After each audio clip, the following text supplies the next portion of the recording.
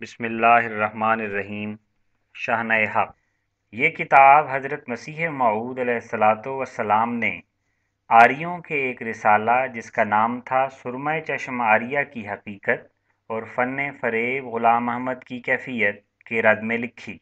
جو نہایت گندا اور دل آزار اور سخت کلامی سے پر تھا، جو قادیان کے ہندوؤں کی طرف سے بامداد و اعانت لیک رام پشاوری چشمہ نور امرتسر میں چھپا تھا، اور مؤلف نے اس کا نام شانہ حق رکھنے کی یہ وجہ بیان فرمائی ہے۔ فرمایا، چونکہ ہمارے رسالے میں ان کی بے جا نکتہ چینیوں پر تنبیہ کا تازیانہ جڑنا اور الزام ملامت کا ہنٹر تاڑ تاڑ مارنا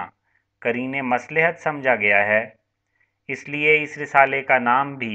شانہ حق رکھا گیا ہے، کیونکہ یہ رسالہ آریوں کے آوارہ تباہ لوگوں کے سیدھا کرنے کے لیے شاہنہ کا حکم رکھتا ہے، اور ظریفانہ طور پر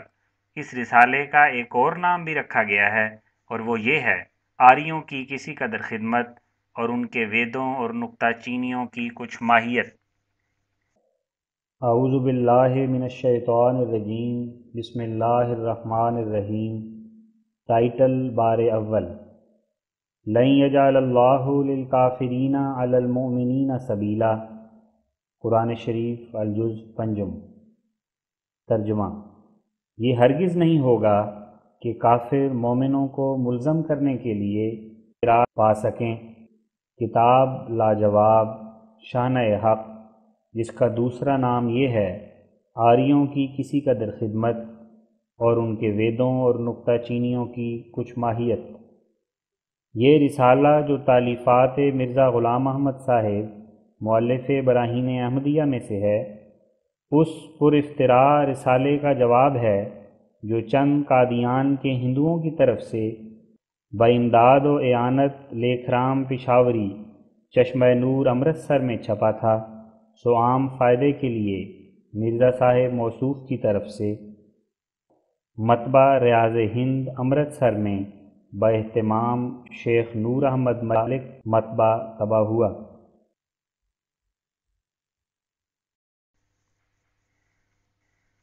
اعلان: چونکہ رسالہ سراج منیر جو پیش گوئیوں پر مشتمل ہوگا 1400 روپے کی لاگت سے چھپے گا، اس لیے چھپنے سے پہلے خریداروں کی درخواستیں آنا ضروری ہے، تا بعد میں دقتیں پیدا نہ ہوں۔ قیمت اس رسالے کی 1 روپیہ علاوہ محصول ہوگی، لہٰذا اطلاع دی جاتی ہے کہ جو صاحب پختہ ارادے سے سراج منیر کو خریدنا چاہتے ہیں، وہ اپنی درخواست ماہ پتہ، سکونت وغیرہ کے ارسال فرمائیں۔ جب ایک حصہ کافی درخواستوں کا آ جائے گا تو فی الفور کتاب کا طبع ہونا شروع ہو جائے گا۔ والسلام علی من اتبع الہدی، خاکسار غلام احمد از قادیان۔ عام اطلاع: ناظرین پر واضح رہے کہ ہمارا ہرگز یہ طریق نہیں کہ مناظرات و مجادلات میں یا اپنی تالیفات میں کسی نوع کے سخت الفاظ کو اپنے مخاطب کے لیے پسند رکھیں، یا کوئی دل دکھانے والا لفظ اس کے حق میں یا اس کے کسی بزرگ کے حق میں بولیں، کیونکہ یہ طریق علاوہ خلاف تہذیب ہونے کے ان لوگوں کے لیے مضر بھی ہے جو مخالفت رائے کی حالت میں فریق ثانی کی کتاب کو دیکھنا چاہتے ہیں۔ وجہ یہ کہ جب کسی کتاب کو دیکھتے ہی دل کو رنج پہنچ جائے تو پھر برہمی طبیعت کی وجہ سے کس کا جی چاہتا ہے کہ ایسی دل آزار کتاب پر نظر بھی ڈالے، لیکن ہم افسوس سے لکھتے ہیں کہ ہمیں اس رسالے میں ایک ایسے یاوہ گو کی تحریر کا جواب لکھنا پڑا جس نے اپنے افتراء سے سوالات ہی ایسے کیے تھے جن کا پورا پورا اور واقعی سچا بھی وہی جواب تھا جو ہم نے لکھا ہے، ہر چند ہم نے حت الوسع، رفق اور نرمی کو ہاتھ سے نہیں دیا، اور وہی الفاظ لکھے جو واقعی صحیح اور اپنے محل پر چسپاں ہیں، لیکن ہماری کانشنس اور حفظ مراتب کے جوش نے اس بات سے بھی ہم کو منع کیا کہ ہم سفلہ مزاج اور گندی طبیعت کے لوگوں کے لیے وہ آداب استعمال کریں جو ایک شریف اور مہذب جینٹل مین کے لیے واجب ہیں۔ ان آریوں نے ہم سے کس قسم کی تہذیب کا برتاؤ کیا، یہ ہم ابھی بیان کریں گے، اور ہمیں یقین ہے کہ شریف آریہ ان حرکات بیجا کو بالکل روا نہیں رکھتے ہوں گے جو ہماری نسبت اپنے اقوال پرفحش سے بعض دل چلے آریوں نے اپنے وحشیانہ جوش سے ظاہر کیے ہیں۔ انہوں نے میری نسبت ایسے گندے اشتہار چھاپے ہیں، ایسے پردشنام گمنام خط بھیجے ہیں، ایسی غائبانہ گندیاں باتیں کہی ہیں کہ مجھے ہرگز امید نہیں کہ کوئی نیک ذات آریہ اس صلاح اور مشورے میں داخل ہوگا۔ اور پھر ان نیک بختوں نے اسی پر کفایت نہیں کی بلکہ بار بار خطوط اور اشتہاروں کے ذریعے سے مجھے قتل کرنے کی بھی دھمکی دی ہے۔ لیکھرام پشاوری نے جس قدر گندے اور بدبو سے بھرے ہوئے ہماری طرف خط لکھے وہ سب ہمارے پاس موجود ہیں، اور گمنام خطوط جو جان سے مار دینے کے بارے میں کسی پرجوش آریہ کی طرف سے پہنچے، گو ہم کچھ نہیں کہہ سکتے کہ کس آریہ کی طرف سے ہیں، مگر یہ ہم جانتے ہیں کہ شورا پشتوں کے گروہ میں سے کوئی ایک ہے۔ ایسا ہی جن اشتہاروں کو یہ لوگ وقتاً فوقتاً جاری کرتے ہیں، ان کے پڑھنے سے ہر ایک شخص سمجھ سکتا ہے کہ ان کے دلوں میں کیا کچھ بھرا ہوا ہے۔ گمنام خط جس قدر آریوں کی طرف سے آتے ہیں وہ اکثر بے رنگ ہوتے ہیں، اور علاوہ ایک آنا معصول ضائع کرنے کے جب اندر سے کھولا جاتا ہے تو نری گالیاں اور نہایت گندی باتیں ہوتی ہیں۔ ایسے خط معلوم ہوتا ہے کہ کسی لڑکے بدخط سے لکھائے جاتے ہیں، عبارت وہی معمولی ان گندہ زبان آریوں کی ہوتی ہے، اور خط بچوں کا سا۔ ہم نہیں جانتے کہ ہم نے ان کا کیا گناہ کیا ہے۔ راستی کو تہذیب اور نرمی سے بیان کرنا ہمارا شیوا ہے۔ ہاں، چونکہ یہ لوگ کسی طور سے ناراستی کو چھوڑنا نہیں چاہتے، اس لیے سچ کہنے والے کے جانی دشمن ہو جاتے ہیں۔ سو چونکہ ہمارے نزدیک کلمہ حق سے خاموش رہنے اور جو کچھ خدائے تعالیٰ نے صاف اور روشن علم دیا ہے وہ خلق اللہ کو نہ پہنچانا سب گناہوں سے بدتر گناہ ہے، اس لیے ہم ان کی قتل کی دھمکیوں سے تو نہیں ڈرتے، اور نہ بجز ارادہ الہی قتل کر دینا ان کے اختیار میں ہے، لیکن ہم یہ بھی نہیں چاہتے کہ کسی ظالم آریہ کے اقدام قتل سے ہمارے ہم وطن اور ہم شہر آریہ پولیس کی کشاکشی میں پھنس جائیں۔ اس لیے اول تو انہیں ہم یہ نصیحت کرتے ہیں کہ اس سرحدی شخص سے جس کا نام لیکھ رام یا لیکھ راج ہے پرہیز رکھیں۔ اس کے ساتھ ان کے درپردہ خط و کتابت اچھی نہیں، اس کی تحریریں جو ہمارے نام آئی ہیں سخت خطرناک ہیں، اور دوسرے ہم یہ بھی مناسب سمجھتے ہیں کہ اب ہم اپنے پیارے زاد بوم قادیان کو مصلحت مذکورہ بالا کے لحاظ سے چھوڑ دیں اور کسی دور کے شہر میں جا کر مسکن اختیار کریں، کیونکہ جس جگہ میں ہمارا رہنا ہمارے حاسدوں کے لیے دکھ کا موجب ہو ان کا رفع تکلیف کرنا بہتر ہے، کیونکہ بخدا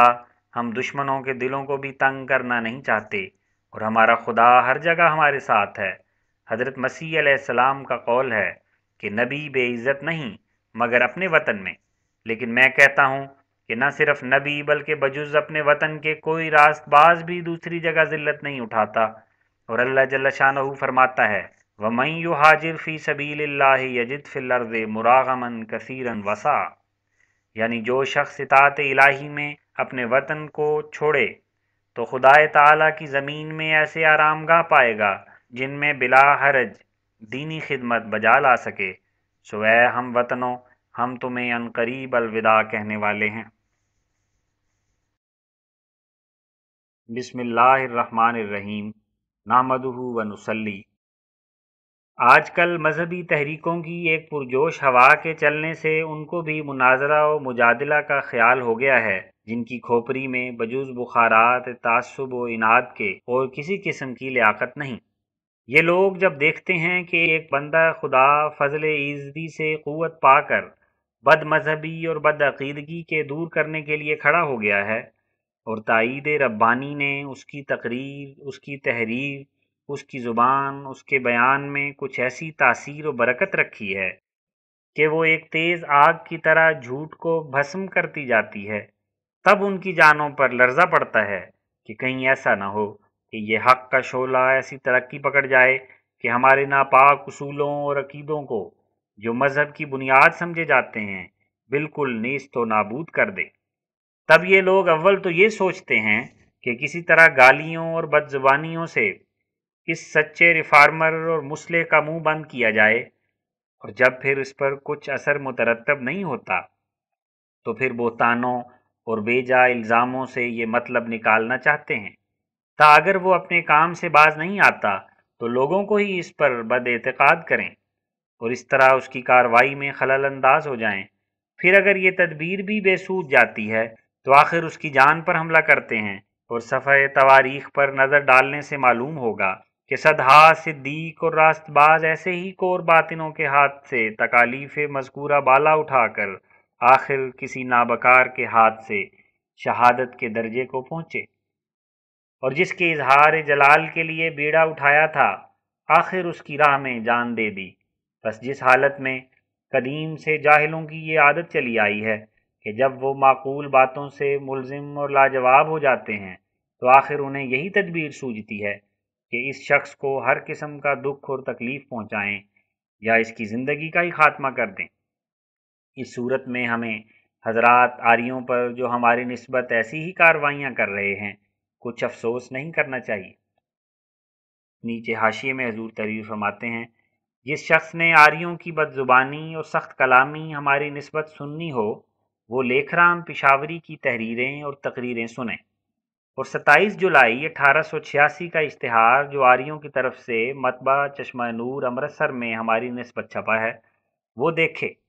اور نیز ایک اشتہار ان کا مسمی بابیل ناکودہ کودی گون مطالعہ کرے، بابیل ناکودہ کودی گون مطالعہ کرے، اور نیز وہ رسالہ آریوں کا جس کا عنوان یہ ہے کہ سرما چشماریہ کی حقیقت اور فن فریب غلام احمد کی کیفیت ضرور اس ہمارے رسالے کے ساتھ دیکھنے کے لائق ہے۔ اس لیکھرام پشاوری کا ہر جگہ اور ہر جلسے میں یہی طریق ہو رہا ہے کہ گند بکنا اور گالیاں دینا اور بہتان لگانا۔ اس نے اپنی کتاب تکذیب براہین احمدیہ میں بہت سی توہین حضرت صلی اللہ علیہ وسلم کی لکھی ہے، اور ایک گندا نامعقول سے مقدس رسول کی زندگی کا مقابلہ کرنا چاہتا ہے۔ مگر شکر ہے کہ آریہ درپن کے پرچوں اور اندرمن کے اشتہاروں اور پنڈت شیو نارائن صاحب کی پوست کندہ تحریروں نے اس مقابلے کی حاجت نہیں رہنے دی۔ 27 جولائی 1886 کے اشتہار میں جو آریوں کی طرف سے مطبع چشمہ نور میں چھپا ہے ہمیں موت کی بھی دھمکی دی گئی ہے کہ 3 سال کے اندر اندر تمہارا خاتمہ ہو جائے گا، اور پھر ایک خط جو 3 دسمبر 1886 کو ایک گمنام آریہ بن کر کسی معلوم الحقیقت آریہ صاحب نے بصیغہ بے رنگ روانہ کیا ہے اس میں صاف صاف قتل کر دینے کا اعلان ہے، لیکن یہ معلوم نہیں کہ زہر خورانی یا کسی اور تجویز سے، بہرحال کچھ اندر ہی اندر اتفاق کر لیا گیا ہے، اور معلوم ہوتا ہے کہ یہ خط کسی نادان مدرسے کے لڑکے سے لکھایا گیا ہے جس کا دستخط خراب ہے، مگر عبارت ایسے طرز اور ڈھنگ کی ہے جو 27 جولائی 1886 کے اشتہار کی عبارت ہے۔ لیکن یاد رہے کہ ہم حق کے اظہار میں ایسے اعلانوں سے ہرگز نہیں ڈرتے۔ ایک جان کیا اگر ہماری 1000 جان ہو تو یہی خواہش ہے کہ اس راہ میں فدا ہو جائے، اور گو ہم جانتے ہیں کہ یہ تحریریں کن حضرات کی ہیں اور کن اندرونی اور بیرونی سازشوں اور مشوروں اور باہم خط و کتابت کے بعد کسی قوی امید سے کسی جگہ کے یہودا اسکریوتی یا بگڑے ہوئے سکھ کی دم دہی سے جاری کیے گئے ہیں، مگر ہمیں کچھ ضرور نہیں کہ مجازی حکام کو اس کی اطلاع دیں، کیونکہ جو کچھ یہ لوگ ہماری نسبت بد ارادے کر رہے ہیں ہمارے حاکم حقیقی کو ان کا علم پہلے ہی سے حاصل ہے۔ ہم متعجب ہیں کہ ان کی ان تیزیوں کا کیا باعث ہے، کیا رام سنگھ کے کوکوں کی روح تو ان میں کہیں گھس نہیں آئی؟ اے آریو، ہمیں قتل سے تو مت ڈراؤ، ہم ان ناکارہ دھمکیوں سے ہرگز ڈرنے والے نہیں۔ جھوٹ کی بیخ کنی ہم ضرور کریں گے اور تمہارے ویدوں کی حقیقت ذرہ ذرہ کر کے کھول دیں گے۔ نمی ترسیم از مردن چنی خوف از دل افگندیم کہ ما مردیم زاں روزے کہ دل از غیر برکندیم، دل و جاں در رہے آں دل ستانے خود فدا کردیم، اگر جاں حازم خواہد بسد دل آرزو مندیم۔ یعنی ہم مرنے سے نہیں ڈرتے، ہم نے یہ خوف دل سے نکال دیا ہے، ہم تو اسی دن سے مر چکے جس دن سے ہم نے غیر سے اپنا دل ہٹا لیا۔ ہم نے اس محبوب کی راہ میں جان و دل فدا کر دیا، اگر وہ ہماری جان بھی مانگے تو ہم شوق سے دیں گے۔ صبر و شکیب تو ہمارا شعار ہے، مگر ناظرین سمجھ سکتے ہیں کہ دیانندی فرقے کی کس قدر خطرناک پالیسی ہے اور لاجواب ہونے کی حالت میں کیا عمدہ تدبیر سوچ رکھی ہے کہ قتل کی دھمکی دی جائے۔ یوں تو کون شخص ہے کہ ایک دن نہیں مرے گا، مگر یہ لوگ خیال نہیں کرتے کہ ایسی دھمکیاں ان لوگوں کے دلوں پر کیا کارگر ہو سکتی ہیں جن کو کتاب الہی نے پہلے ہی سے یہ تعلیم دے رکھی ہے، قل ان صلاتی و نسکی و محیای و مماتی للہ رب العالمین، سورہ انعام 163۔ یعنی مخالفین کو کہہ دے کہ میں جان کو دوست نہیں رکھتا، میری عبادت اور میرا جینا اور میرا مرنا خدا کے لیے ہے، وہی حقدار خدا جس نے ہر ایک چیز کو پیدا کیا ہے۔ ہاں، یہ دھمکیاں ان دلوں پر کارگر ہو سکتی ہیں کہ جو خدا تعالیٰ کی راہ میں جان دینا نہیں چاہتے، کیونکہ اس کی طرح قدیم اور انادی اور غیر مخلوق بنے بیٹھے ہیں اور اس کو اس قابل نہیں سمجھتے کہ اس حق گزاری کے لائق ہو، اور جب کہ اس سے انہیں پیار نہیں تو پھر اپنی زندگی سے پیار کرتے ہیں۔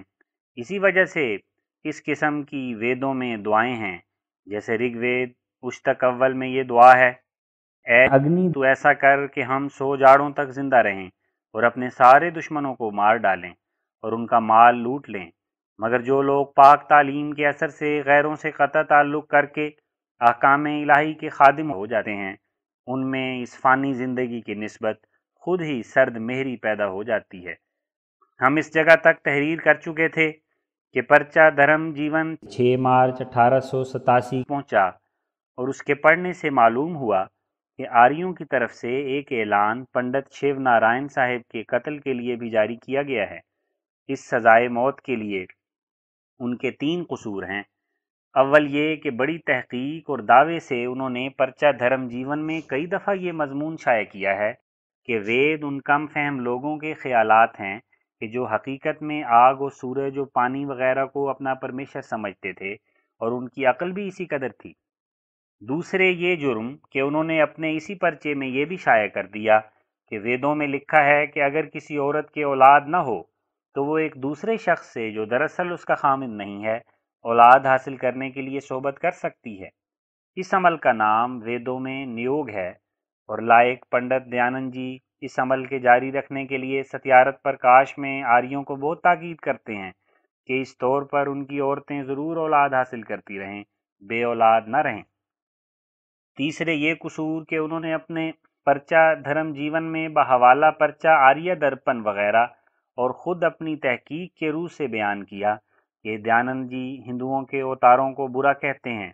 بابا نانک صاحب کا نام فریبی اور مکار اور ٹھگ رکھتے ہیں، مگر خود ان کی ذاتی کرتوتیں ایسی ہیں کہ ان کی تمام زندگی میں دنیا طلبی ہی ان کا اصول رہا، جس سے کیا فریب ہی کیا، یہاں تک کہ ماں اور باپ سے بھی فریب جن کے نطفے سے وجود لیا تھا،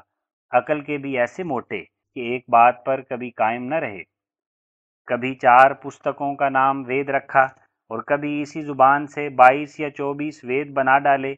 کبھی ان کے پرمیشر کو دنیا کی ہی خبر نہیں کہ کتنی ہے، اور کبھی ایسا زود رنج کہ مکتی دے کر اور بڑے بڑے مقدس رشی بنا کر پھر ان کی تمام عزت خاک میں ملاتا ہے اور کیڑے مکوڑے بناتا ہے۔ غرض دھرم جیون اور پرچہ برادر ہند میں ایسے ایسے بہت سے حملے مگر سچے دیانند پر کیے گئے تھے، جس کی پاداش میں آج پنڈت شیو نارائن بھی سزائے موت کے مستحق ٹھہرے۔ غضب کی بات ہے کہ کوئی آریہ یہ خیال نہیں کرتا کہ جن قصوروں کا دیانند آپ ہی معترف ہے، یا جو نالائق باتیں جیسے عمل نیوگ خود آپ ہی اس نے ستیارت پرکاش میں لکھ کر اور ویدوں کے حوالے دے کر آریوں کی پاک دامن عورتوں کو دوسروں کے ساتھ خراب کرنا چاہا ہے، ان باتوں میں پنڈت شیو نارائن کا کیا قصور ہے؟ یہ تو وید کا قصور ہے جس میں ایسی ایسی پاک تعلیمیں بھی موجود ہیں، اور یا دیانند کا قصور جس نے نادانی سے ایسے نازک مسائل ستیارت پرکاش میں درج کر دیے اور ویدوں کے مقدس ہونے کا نقارہ بجا کر نمونہ دکھلا دیا۔ من ہو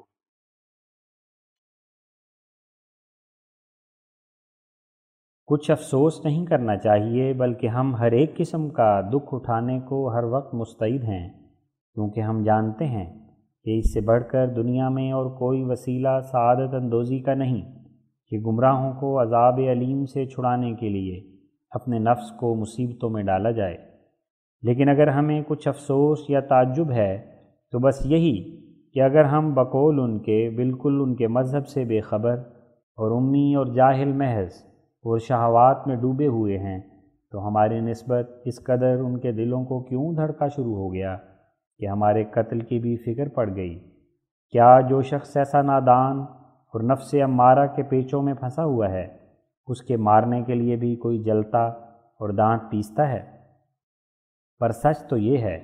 کہ جس قدر ہم نے ان کے عقائد کی بیخ کنی کی ہے، جس قدر ہم نے ان کے ناراست اصولوں کو اپنے پاؤں کے نیچے کچلا ہے، جس قدر ہم نے قرآنی صداقتوں کو ان پر ظاہر کیا ہے، حقیقت میں یہ ایسی ہی کارروائی ہے جس سے گرفتار دروغ بے فروغ کو ایسے خیال اور جوش دل میں پیدا ہونے چاہیے، اور اگر ہم مر گئے یا کسی عاریہ کے ہاتھ سے مارے گئے تو اس سے ہمارا نقصان کیا ہے؟ ہماری کامل اور پاک تحریریں ہمیشہ عاریوں کے بد خیالات کا استحصال کرتی رہیں گی، اور اگر ایک بھی ان میں سے راہ پر آ گیا تب بھی ہم اس کا اجر پائیں گے۔ اس وقت ہم کو عاریوں کے ذاتی اعمال پر ہرگز بحث نہیں، بلکہ صرف یہ دکھانا منظور ہے کہ کس قدر یہ لوگ جھوٹ سے پیار اور سچ سے بغض کر رہے ہیں۔ کوئی بھلا مانس ان میں سے خیال نہیں کرتا کہ اول ان ویدوں کا میں درشن تو کر لوں جن کی حمایت میں اس قدر منہ سے جھگ نکل رہی ہے۔ ہم سچ سچ کہتے ہیں کہ اگر آریوں کے لائق ممبر بطور نمونہ رگ وید کا ہی اردو میں تحت اللفظ ترجمہ کرا کر ایک ایک نسخہ ان بے خبر آریوں کو دے دیں جو نادیدہ اس پر عاشق ہو رہے ہیں تو سارا عشق ایک دم میں ٹھنڈا ہو جائے۔ اب ایک طرف تو یہ لوگ ان ترجموں کو نہیں دیکھتے جو بڑی کوشش اور محنت سے انگریزی اور اردو میں کیے گئے ہیں، اور محض جہالت سے ایسا خیال کر رہے ہیں کہ یہ تمام تراجم افتراء اور جال سازیاں ہیں، اور دوسری طرف سنسکرت پڑھنے کا مادہ نہیں رکھتے۔ سارا مدار لاف و گزاف پر، تین بقائن اور لالا جی باغ میں انصاف سے دیکھنا چاہیے کہ مسلمان جس پاک اور کامل کتاب پر ایمان لائے ہیں کس قدر اس مقدس کتاب کو انہوں نے اپنے ضبط میں کر لیا ہے۔ عموماً تمام مسلمان ایک حصہ کثیر قرآن شریف کا حفظ رکھتے ہیں جس کو 5 وقت مساجد میں نماز کی حالت میں پڑھتے ہیں۔ ابھی بچہ 5 یا 6 برس کا ہوا جو قرآن شریف اس کے آگے رکھا گیا، لاکھوں آدمی ایسے پاؤ گے جن کو سارا قرآن شریف اول سے آخر تک حفظ ہے۔ اگر ایک حرف بھی کسی جگہ سے پوچھو تو اگلی پچھلی عبارتیں سب پڑھ کر سنا دیں۔ اور مردوں پر کیا موقوف ہے؟ ہزاروں عورتیں سارا قرآن شریف حفظ رکھتی ہیں۔ کسی شہر میں جا کر مساجد و مدارس اسلامیہ میں دیکھو، صدہا لڑکوں اور لڑکیوں کو پاؤ گے کہ قرآن شریف آگے رکھے ہیں اور باترجمہ پڑھ رہے ہیں یا حفظ کر رہے ہیں۔ اب سچ سچ کہو کہ اس کے مقابل پر وید کا کیا حال ہے، اور خود ایماناً اپنے ہی کانشنس سے پوچھ کر دیکھو کہ وید کی حالت کو اس سے کیا نسبت ہے، تو اس سے ہی تم سمجھ سکتے ہو کہ کس کتاب کے شامل حال نصرت الہی ہے اور کون سی کتاب اپنی تعلیموں میں شہرت تام پا چکی ہے۔ یوں تو متعصبوں کا تعصب خدا ہی مٹاوے تو مٹ سکتا ہے، لیکن غور کرنے والی طبیعتیں سمجھ سکتی ہیں کہ آج کل آریوں کی کارروائی وید کی نسبت چوروں کی طرح ہو رہی ہے۔ نہ ویدوں کے ترجمے اردو انگریزی میں آپ شائع کریں اور نہ شائع شدہ کو منظور رکھیں۔ بھلا میں پوچھتا ہوں کہ مثلاً اگر وہ ترجمہ رگ وید جو دہلی سوسائٹی نے چھاپا ہے اور لاکھوں آدمیوں میں مشہور ہو چکا ہے صحیح نہیں ہے اور موجب فتنہ ہے، تو کیا اس فتنے کے فروغ کرنے کی غرض سے آریوں کے لائق ممبروں پر واجب نہیں ہے کہ وہ بھی ایک تحت اللفظ ترجمہ اسی رگ وید کا اردو زبان میں شائع کر دیں، تا فیصلہ کرنے والے خود فیصلہ کر لیں کہ اس پہلے ترجمے میں کون سی خیانتیں اور تحریفیں ہوئی ہیں۔ لیکن یاد رکھنا چاہیے کہ آریہ لوگ ہرگز ایسا ترجمہ تحت اللفظ اردو میں شائع نہیں کریں گے، کیونکہ در حقیقت یہی لوگ پکے خائن اور چور ہیں، اور اپنے دلوں میں خوب سمجھتے ہیں کہ جس دن ہم نے اپنے ہاتھ سے عام طور پر اردو میں ویدوں کے تحت اللفظ ترجمے شائع کر دیے، اس دن ہمارے ویدوں کی خیر نہیں، اور ایسے اڑ جائیں گے جیسے آگ لگ جانے سے سارا بارود خانہ اڑ جاتا ہے۔ اسی وجہ سے ان کو یہ بھی حوصلہ نہ پڑا کہ ستیارت پرکاش کا ہی اردو میں ترجمہ کر دیں۔ چنانچہ 6 مارچ 1887 کے دھرم جیون میں لکھا ہے کہ بعض سادہ لوگ آریوں نے ترجمے کے لیے اصرار بھی کیا، مگر لائق ممبروں کی طرف سے جواب ملا کہ مصلحت نہیں۔ ہاں، پنڈت شیو نارائن صاحب اگنی دھوتری نے عہد کیا ہے کہ اس متبرک کتاب کا ہم ترجمہ کریں گے۔ افسوس کہ آریوں میں ایسے آدمی بہت ہی تھوڑے ہیں جو اپنی گانٹھ کی عقل رکھتے ہوں۔ لاکھوں آدمیوں کی شہادت چھوڑ کر ایک دیانند پر مر جاتے ہیں۔ اب ہم اس قصے کو مختصر کر کے ایک نئی کتاب کے ماہ بماہ نکلنے کی بشارت دیں گے،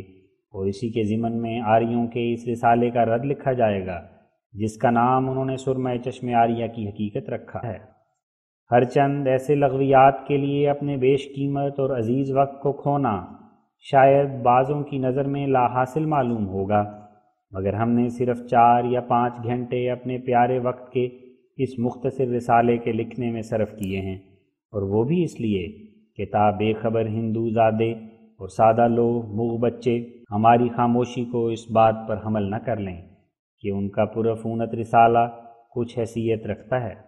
اور چونکہ ہمارے اس رسالے میں ان کی بے جا نکتہ چینیوں پر تنبیہ کا تازیانہ جڑنا اور الزام اور ملامت کا ہنٹر تاڑ مارنا قرین مصلحت سمجھا گیا ہے،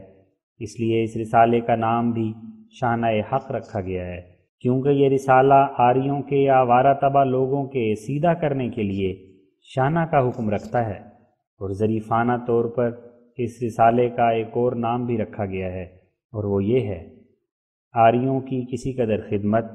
اور ان کے ویدوں اور نکتہ چینیوں کی کچھ ماہیت۔ فالحمدللہ الذی ہدانا لہذا ہوا مولانا و ناصرنا فی کل موطن ولا مولا للکافرین۔ چو شیر شرزہ قرآن نمائے دروب غریدن، دیگر آن جا نمانگ روبنا چیز را غوغا۔ یعنی جب قرآن کا بہادر شیر غرانے لگے تو پھر ذلیل لومڑی کا شور کوئی حقیقت نہیں رکھتا۔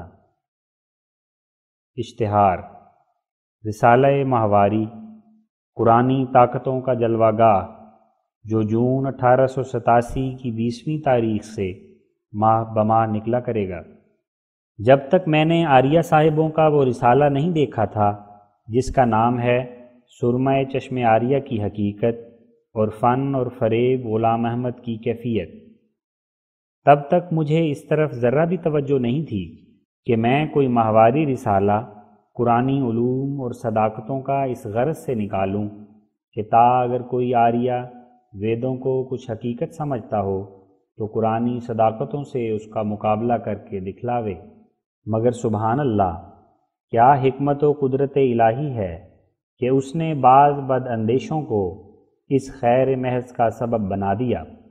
تا دنیا کو قرآنی شعاؤں سے منور کرے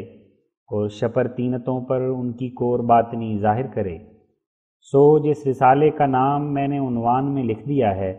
یعنی قرآنی طاقتوں کا جلوہ گاہ، یہ وہی مومنین کا دوست صادق ہے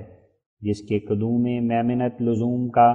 اصل موجب دشمن ہی ہوئے، ورنہ خدائے کریم علیم ہے کہ اس سے پہلے میں جانتا بھی نہیں تھا کہ ایسے رسالے ماہواری کے نکالنے کی خدمت بھی مجھ سے ظہور میں آئے گی۔ اب تفصیل اس اجمال کی یہ ہے کہ جب ارادہ الہی اس بات کی طرف متعلق ہوا کہ کوئی ایسا رسالہ ماہواری نکالا جائے کہ جو قرآنی طاقتوں اور صداقتوں کو ہر ایک مہینے میں دکھلا کر ویدوں سے بھی ایسے ہی علوم و معارف کا مطالبہ کرے، اور اس طور سے ویدوں کی ذاتی لیاقت کی کیفیت ہر ایک پر بخوبی کھول دے، اور قرآن شریف کی عظمت اور وقت ہر ایک منصف پر ظاہر کرے، تو اس حکیم مطلق نے مصلحت عام کے لیے یہ تقریب قائم کی۔ بعض آریہ صاحبوں نے ایک اشتہار بصورت رسالہ بماہ فروری 1887 چشمہ نور امرتسر میں چھپوایا، اور اس میں بڑے زور سے انہی امور کے لیے جو ہم اوپر بیان کر رہے ہیں تحریک کی۔ معلوم ہوتا ہے کہ اس اشتہار کا راکم یا محتمم صرف پنڈت لیکھ رام پشاوری ہی نہیں ہے، بلکہ اصل بانی مبانی اس کے آریہ صاحبوں کے کئی شریف اور فرشتہ خو اور راست گو اسی قصبہ قادیان کے رہنے والے ہیں، جن میں ایک کیسوں والا آریہ بھی ہے، اور اصل املا ان کی اس رسالے کا آرین تہذیب کے موافق ایک اور شیریں زبان پاکیزہ بیان آریہ نے درست کیا ہے، جو شاید نابھا کی ریاست میں نوکر ہے۔ بہرحال یہ رسالہ آریوں کا ان لوگوں کی طرف سے ہے جنہوں نے بغرض مقابلہ وید و قرآن ایک ایسے رسالے کی تالیف کے لیے ہم سے درخواست کی ہے جو قرآنی علوم اور حقائق کو بیان کرنے والا ہو، اور درخواست بھی ان شستہ اور پرتہذیب الفاظ سے جس کا ہر ایک لفظ ان کی شرافت ذاتی اور طہارت باطنی اور حق گوئی پر دلالت کر رہا ہے۔ چنانچہ وہ فرماتے ہیں کہ اول تو مرزا کو اس کام کا ارادہ ہی وہم و خیال ہے، کیونکہ وہ ہندوؤں کے ساتھ بحث مباحثے کا نام لینے کے بھی لائق نہیں، کتب مذہبی سے بے بہرہ محض ہے، حتیٰ کہ حرف شناسی سے بھی محروم مطلق ہے۔ پھر اگر شرم شرمائے اس کام کو شروع کرے گا تو آخر نیچا دیکھے گا، صرف آیات قرآنی سے اپنا مدعا ثابت کر کے دکھلاوے، ورنہ ہم خوب بنائیں گے۔ قرآن سے ہرگز کوئی بات علم کی برآمد نہیں ہوگی، اور جہلائے عرب کو علم سے کام ہی کیا تھا۔ فٹ نوٹ: یہ لفظ اس نے ہمارے سید و مولا نبی صلی اللہ علیہ وسلم کی نسبت استعمال کیا ہے، اور ایسی بے ادبی کے الفاظ اور بھی بہت سے ہیں جو ہم نے لکھنے چھوڑ دیے ہیں۔ منہ: اور تمام جہان میں جو علم ظاہر ہوا وہ وید اقدس کی بدولت ہے۔ مرزا کو ہم اعلانیہ متنبع کرتے ہیں کہ بے شک وہ رسالہ موعودہ تیار کرے، اگر کرے گا تو نیچا دیکھے گا، ہم خوب بنائیں گے۔ ہم مرزا سے کوئی شرط نہیں کرتے، کیونکہ اس کا مال حرام ہمارے کس کام ہے، وہ دغا و فریب سے جمع کیا گیا ہے، اور مرزا چاروں طرف سے قرض دار ہے، اور کوڑی کوڑی سے لاچار، اور جائیداد بھی سب فروخت ہو گئی۔ مرزا کے دل پر جہالت کا پردہ ہے، اور نیز وہ بڑا مفلس ہے، زمین بھی بک گئی۔ دیکھو قرض داری اور ناداری کے ثبوت میں اس کے 2 خط ہیں جو کسی ہندو کے نام لکھے تھے۔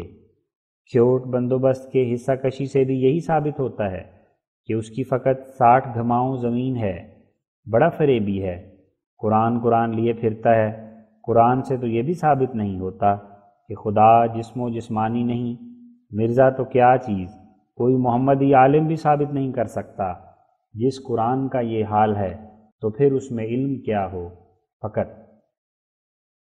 یہ پاکیزہ الفاظ ہیں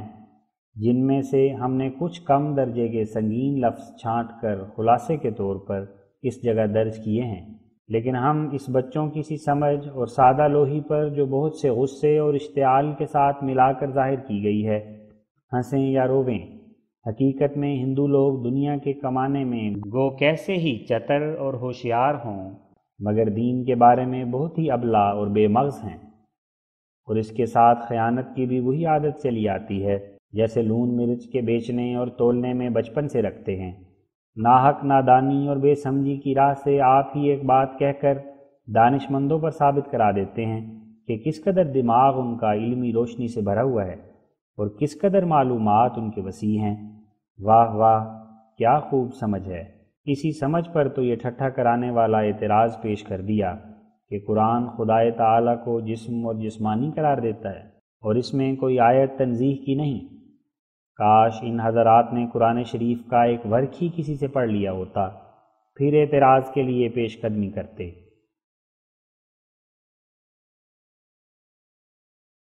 بھلا جو شخص ایک حرف بھی قرآن شریف کا صحیح طور پر نہیں پڑھ سکتا اور نہ کسی اسلامی کتاب میں کوئی ایسا اقرار اس نے دیکھا ہے جس پر اعتراض جم سکے، تو کیا ایسے شخص کو یہ منصب پہنچتا ہے جو یوں ہی اعتراض کے لیے 10 گز کی زبان نکالے؟ ہم وعدہ کرتے ہیں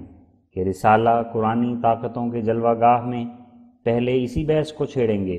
کہ خدائے تعالیٰ کی پاک اور کامل صفتیں اور اس کی خدائی کی خاصیتیں اور قدرتیں، جن میں سے ایک یہ بھی ہے کہ وہ جسم اور جسمانی ہونے سے منزہ ہے، کس کتاب میں صحیح اور کامل طور پر پائی جاتی ہیں، آیا وید میں یا قرآن میں؟ اور پھر بحوالہ آیات بینات قرآنی ثبوت پیش کر کے لالا صاحب کے وید سے بھی ایسے ہی ثبوت کا مطالبہ ہوگا، تب معلوم نہیں کہ مصر جی کس سوراخ میں چھپتے پھریں گے۔ کوئی پڑھے تو اسے معلوم ہو کہ قرآن شریف ربانی صفات کے بیان کرنے میں اور انہیں جسم اور جسمانی چیزوں سے ممیز اور ممتاز ٹھہرانے میں ایسا بے مثل و مانند ہے کہ یہ روشن بیان کسی دوسری کتاب میں ہرگز پایا جاتا ہی نہیں۔ ہاں یہ سچ ہے کہ کلام الہی کا پڑھنا اور سمجھنا ہر یک بز اخفش کا کام نہیں، کچھ تو تمیز چاہیے۔ میرا کھڑ پینچ بن کر رائے دینے والا نہ بن بیٹھے، بھلا ہم تم سے ہی انصاف چاہتے ہیں کہ جو شخص ایک مواج دریا کی نسبت یہ رائے ظاہر کرے کہ اس میں ایک قطرہ پانی کا بھی نہیں، ایسے شخص کا کیا نام رکھنا چاہیے، اندھا یا سوجاکھا؟ افسوس کہ آریہ لوگ رگ وید کی ان شرطیوں کو نہیں پڑھتے جن میں اندر کو خدا بنا کر پھر سوم کا عرق اس کے حلق میں ڈالا گیا ہے اور اگنی کو پرمیشر قرار دے کر دھوئیں کی جھنڈی اس کے سر پر رکھی گئی ہے۔ اور پھر اسی پر بس نہیں، بلکہ رگ وید سنتھا اشتک اول میں اندر پرمیشر کو کوسیکارشی کا پوتر بھی بنا دیا گیا ہے، جس کے گھر اندر نے آپ ہی جنم لے لیا تھا۔ اور پھر اتنے پر بھی کفایت نہیں، بلکہ اسی اشتک میں پرمیشر کے پرمیشر پن کا یہاں تک ستیہ ناش کیا گیا ہے کہ اس کی نسبت بیان کیا گیا ہے کہ وہ جوان بھی ہوتا ہے اور بوڑھا بھی، اور سوم کا رس پیتے پیتے سمندر کی مانند اس کا پیٹ ہو جاتا ہے۔ اور اگنی پرمیشر کی نسبت لکھا ہے کہ 2 لکڑیوں کے رگڑنے سے پیدا ہوتی ہے اور اس کے والدین بھی ہیں۔ غرض کہاں تک ہم اپنے کاغذات کو سیاہ کریں؟ جن لوگوں کا پرمیشر اس قدر جسم اور جسمانی صفات میں بلکہ آفات میں ڈوبا ہوا ہو، وہ قرآن شریف پر اعتراض کریں، کیا یہ افسوس کا مقام ہے یا نہیں؟ ہمیں ان کی سخت کلامی کا تو کچھ بھی رنج نہیں اور نہ کرنا چاہیے، کیونکہ ہم دیکھتے ہیں کہ اگر کسی پر 10 روپے کی ڈگری بھی کسی عدالت سے ہو جاتی ہے تو وہ اپنی بدباطنی سے اپنے گھر تک اس حاکم کو برا بھلا کہتا چلا آتا ہے۔ بس جب کہ ادنا خلاف طبع بات پر جاہلوں کے جوش کا یہ حال ہے تو پھر ہم جو ان کی بد مذہبی کی بیخ کنی کر رہے ہیں، ہم کو اگر برا نہ کہیں تو اور کس کو کہیں؟ اور نیز جب کہ انہوں نے اپنے مشہور بزرگوں راجہ رام چندر صاحب اور راجہ سری کرشن صاحب کو، جو سرآمد بزرگان ہنود ہیں، جن کی شہرت کے آگے وید کے رشیوں کا کچھ بھی وجود اور نمود نہیں، اعلانیہ برا بلکہ آریہ گزٹ 1886 میں جس کا ثبوت ہم رکھتے ہیں، کتنے بیتوں میں گندی گالیاں دیں۔ اور ایسا ہی دیانند نے اپنی ستیارت پرکاش میں صفحہ 356 میں بابا نانک صاحب کا نام فریبی اور مکار رکھا۔ فٹ نوٹ: اس بے ادبی کا ذکر پرچہ دھرم جیون 6 مارچ 1887 میں بھی موجود ہے کہ ستیارت پرکاش میں بڑے لائق دیانند جی نے بابا نانک صاحب کو مکار کہا ہے۔ منہو: تو پھر ایسے لوگوں پر ہمیں کچھ بھی افسوس نہیں کرنا چاہیے، وجہ یہ کہ جب کہ یہ لوگ جن میں سے بعض نے بڑے بڑے کیس بھی سر پر رکھ کر چھوڑے ہیں اور کشن سنگھ اور بشن سنگھ و نارائن سنگھ نام رکھ لیا ہے، خود اپنے گرو کو ہی یہ انعام دیتے ہیں، تو پھر دوسری جگہوں میں یہ کب چوکنے والی آسامی ہیں؟ جنہوں نے چیلا ہو کر اپنے پرانے پیشواؤں کو یہ خلت دی کہ وہ ٹھگ اور فریبی ہیں، تو وہ دوسروں سے کس صاف باطنی سے پیش آئیں گے؟ اور جب کہ اپنے مرشد کی ہی پگڑی اتارنے لگے تو غیروں کی عزت کا انہیں کیا پاس ہوگا؟ ان کے حق میں یہ شعر کیا ہی خوب صادق آتا ہے: با دوستاں چہ کر دی کہ کنی بے دیگراں ہم، حقا کے واجب آمد زے تو اعتراض کردن۔ یعنی تو نے دوستوں کے ساتھ کیا کیا جو تو دوسروں کے ساتھ کرے گا، بہتر یہی ہے کہ تجھ سے اعتراض ہی کیا جائے۔ سو ہمیں ان لوگوں کی توہین کی باتوں پر تو کچھ خیال نہیں اور نہ کچھ افسوس، لیکن اتنا ضرور ہے کہ جب کوئی نادان ہو کر دانائی کا دعویٰ کرے اور جاہل ہو کر عالم ہونے کا دم مارے اور دروغ گو ہو کر راست گو بن بیٹھے اور چور ہو کر الٹا کوتوال کو ڈانٹے، تو ایسا شخص ہر یک کو برا معلوم ہوتا ہے۔ اور علی ھذا القیاس ہم کو بھی۔ رہی یہ بات کہ ان کی عقل عجیب کے نزدیک قرآن شریف علم الہی سے خالی اور وید علوم و معارف سے بھرا ہوا ہے، تو اس کا فیصلہ تو خود مقابلہ و موازنہ سے ہو جائے گا۔ ہاتھ کنگن کو عرصی کیا ہے؟ ہم خود منتظر تھے کہ ایسا فیصلہ جلد تر ہو جائے، سو آریہ صاحبوں نے اس کے لیے آپ ہی سلسلہ جنبانی کی، بس ہم ان کی اس تحریک اور سلسلہ جنبانی کو بتمام تر شکر گزاری قبول کرتے ہیں اور انہیں بشارت دیتے ہیں کہ انشاءاللہ ہم بفضل و توفیق ایزدی جون 1887 کے مہینے سے برتب کے درخواست ان کے ایسا رسالہ ماہواری شائع کرنا شروع کر دیں گے، لیکن ساتھ ہی ہم بادب عرض کرتے ہیں کہ جب وہ رسالہ یعنی قرآنی طاقتوں کا جلوہ گاہ شائع ہونا شروع ہو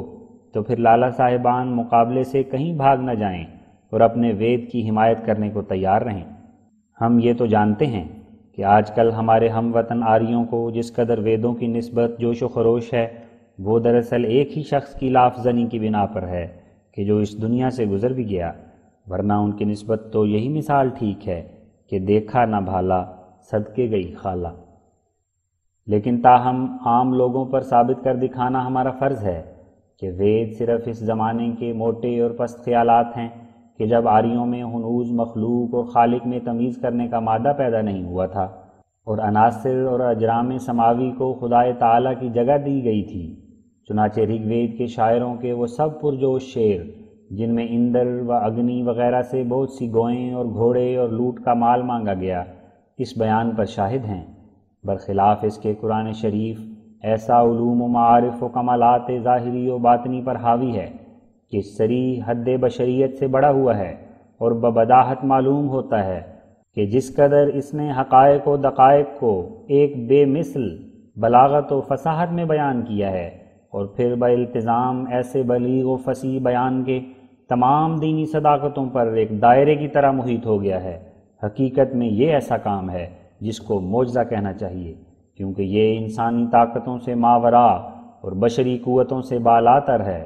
بالآخر ہم یہ بھی مناسب سمجھتے ہیں کہ آریہ صاحبوں کے نوجوان صاحبزادوں نے جس قدر ہمارے اور ہمارے دوستوں کے سوشل امور اور اسلامی فضائل و قرآنی حقائق میں اپنی عادت کے موافق بے اصل اور بیہودہ نکتہ چینیاں کی ہیں، ان کا الگ الگ جواب برعایت اختصار ذیل میں دیا جائے، سو وہ یہ ہے۔ قولہ مرزا ہماری کتب مذہب سے محض بے بہرہ ہے۔ اقولو میں کہتا ہوں کہ اگر یہی حال ہے تو ایسے بے بہرہ محض کے آگے کیوں تم ایک دم کے لیے بھی نہیں ٹھہر سکتے، اور اس چڑیا کی طرح جو باز سے ڈر کر چوہے کے سوراخ میں گھس جاتی ہے کیوں ادھر ادھر چھپتے اور بھاگتے پھرتے ہو؟ اس کی کیا وجہ ہے؟ کیا سرمہ چشم آریہ نے آپ کے مذہب کا کچھ باقی بھی چھوڑا؟ کیا ٹھیک ٹھیک بنانے میں کچھ کسر بھی رکھی؟ بس اس سے سمجھ لو کہ اگر ہم آپ کے گھر کے بھیدی نہیں تھے تو پھر کیوں کر ہم نے وید کے چھپے ہوئے عیبوں کو کھول کر رکھ دیا، اور اگر ہم پورے بھیدی نہیں ہیں تو کیوں کر ہم نے کئی جزیں ویدوں کی براہین احمدیہ میں نقل کر دیں، اور کیوں کر سرمہ چشم آریہ میں وہ کاری زخم آپ لوگوں کو پہنچا دیا جس کا ابھی تک کچھ جواب بن نہ آیا۔ اب 6 مہینے کے بعد جواب نکلا تو یہ نکلا جس میں بجز بد زبانی اور افتراء بیانی کے اور خاک بھی نہیں۔ انتظار کرتے کرتے ہم تھک بھی گئے کہ کون سا لطیف اور مغزدار جواب آتا ہے۔ آخر آپ کے مرتبان میں سے صرف ایک مکھی نکلی۔ کیا جواب دینا اور رد لکھنا اسی کو کہتے ہیں؟ بھلا کوئی منصف ہندو ہی آپ لوگوں کے رسالے کو پڑھ کر دیکھے اور پھر حلفاً بیان کرے کہ ہمارے رسالہ سرمہ چشم آریہ کا ایک نقطہ یا شوشہ بھی اس خسوخا شاخ سے زوال پذیر ہوا ہے۔ اور اگر کہو کہ تمہیں سنسکرت کی زبان کی واقفیت نہیں تو میں کہتا ہوں کہ جس حالت میں دیانندی وید بازاروں میں 4 آنے کو خراب ہوتے پھرتے ہیں،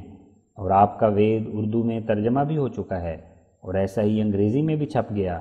اور خود دیانند نے بھی جا بجا وید کے عقائد اور اصول کو کھول کر سنا دیا، بلکہ ایک کافی حصہ وید بھاش کا عام فہم عبارت اردو بھاشا میں چھپ بھی گیا۔ ایسا ہی کئی دوسرے رسالے بھی آریہ مت کے عقائد کے بارے میں صاف طور پر قلم بند ہو کر اردو زبان میں شائع ہو گئے، اور زبانی لیکچروں میں بھی ان کے لائق ممبروں نے ہر یک جگہ اپنے اصولوں اور عقیدوں کی اشاعت کی۔ تو کیا اب بھی ہماری واقفیت میں کچھ کسر رہ گئی؟ اور کیا ابھی تک ہم یہی خیال کیا کریں کہ ویدوں کے اصول اور عقائد کی گٹھڑی کسی برہمن کی اندھیری کوٹھڑی میں بہت سی خاک کے نیچے دبی پڑی ہے،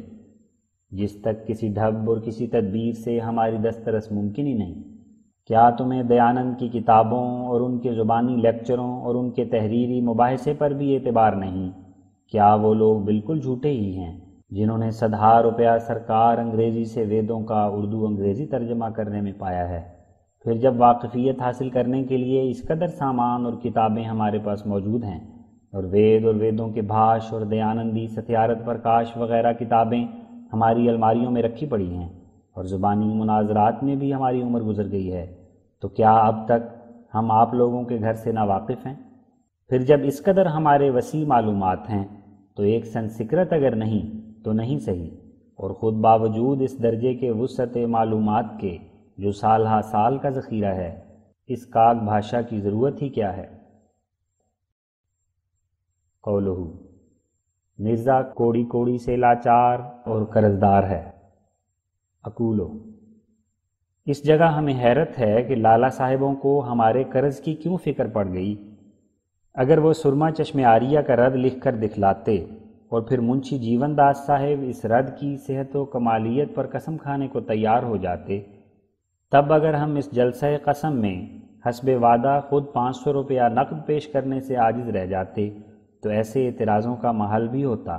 مگر اب تو ہماری سمجھ میں نہیں آتا کہ ہماری حیثیت خانگی کے بارے میں اس راکم دزد منش کو، جس نے ہمارے مقابل پر کبھی اپنا نام بھی ظاہر نہیں کیا، کیوں اتنے تفکرات پیدا ہو گئے، یہاں تک کہ بندوبست کے کھیوٹ میں ہماری زمین تلاش کرتا پھرتا ہے اور اپنی بدقسمتی سے اس تلاش میں بھی غلطی پر غلطی کھاتا ہے اور سراسر خلاف واقعہ بیان کرتا ہے۔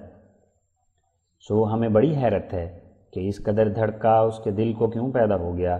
اور اس حرکت بے جا کا باعث کیا ہے؟ ہمارے اس ملک میں جو ایک قوم ہندو جٹ ہیں، جن میں سے بعض سر پر کیس بھی رکھا کرتے ہیں، میں نے معتبر ذریعے سے سنا ہے کہ اکثر ان کی یہ عادت ہے کہ جب وہ اپنی دختر کا ناطہ کسی جگہ کرنا چاہتے ہیں تو پہلے چپکے اس گاؤں میں چلے جاتے ہیں جس جگہ اپنی دختر کی نسبت کرنا ان کا ارادہ ہوتا ہے۔ تب اس گاؤں میں پہنچ کر نہایت تحقیق و تفتیش کی غرض سے پٹواری کی کھیوٹ اور گرداوری اور روزنامے سے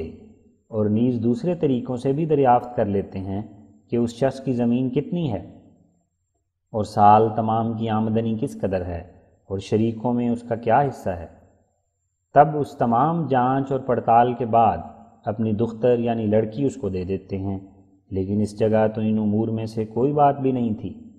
ہاں، اگر کوئی ہمارے الہامی اشتہارات کے مقابل پر آتا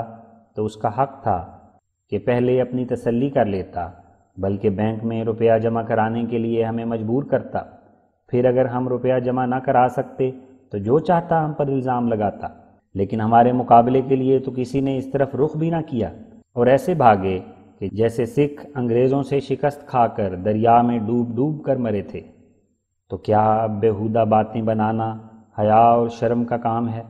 کیا ہم نے منشی اندرمن مراد آبادی کے لیے 2400 روپیہ نہیں بھیجا تھا، جس سے لالا صاحب روپوش ہو کر اب تک نظر نہ آئے کہ کہاں ہیں؟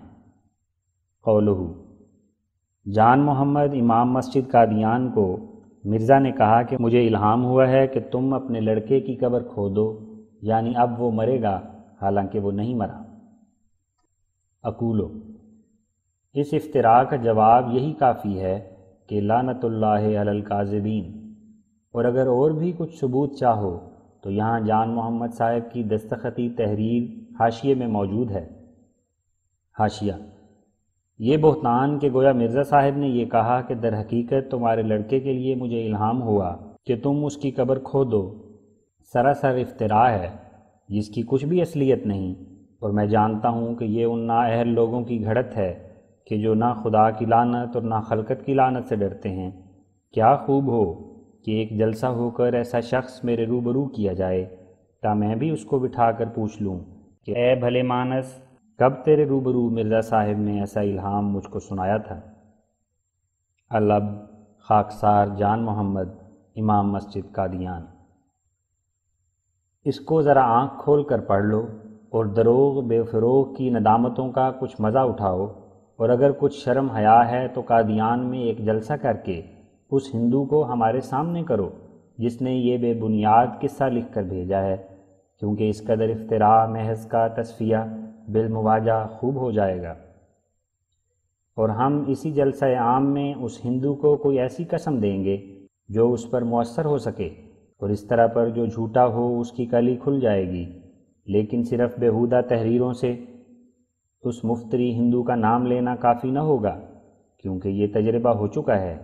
کہ اس جگہ کے ہندوؤں پر جو تحریروں کے ذریعے سے الزام لگایا جاتا ہے، پیچھے سے وہ کانوں پر ہاتھ دھرتے ہیں کہ ہمیں اس کی خبر بھی نہیں۔ چنانچہ نظیر میں وہ اشتہار کافی ہے جس میں لکھا تھا کہ گویا لالا شرمپت کہتا ہے کہ میں مرزا کے دعوی الہامات کو سراسر مکر و فریب سمجھتا ہوں اور میں ان کے کسی الہام اور پیشگوئی کا گواہ نہیں ہوں۔ حالانکہ ہمارے پوچھنے پر لالا شرمپت اس تحریر کے شائع کرنے اور ایسے اشتہار کے لکھنے سے سراسر انکاری ہے اور قسم کھا کر کہتا ہے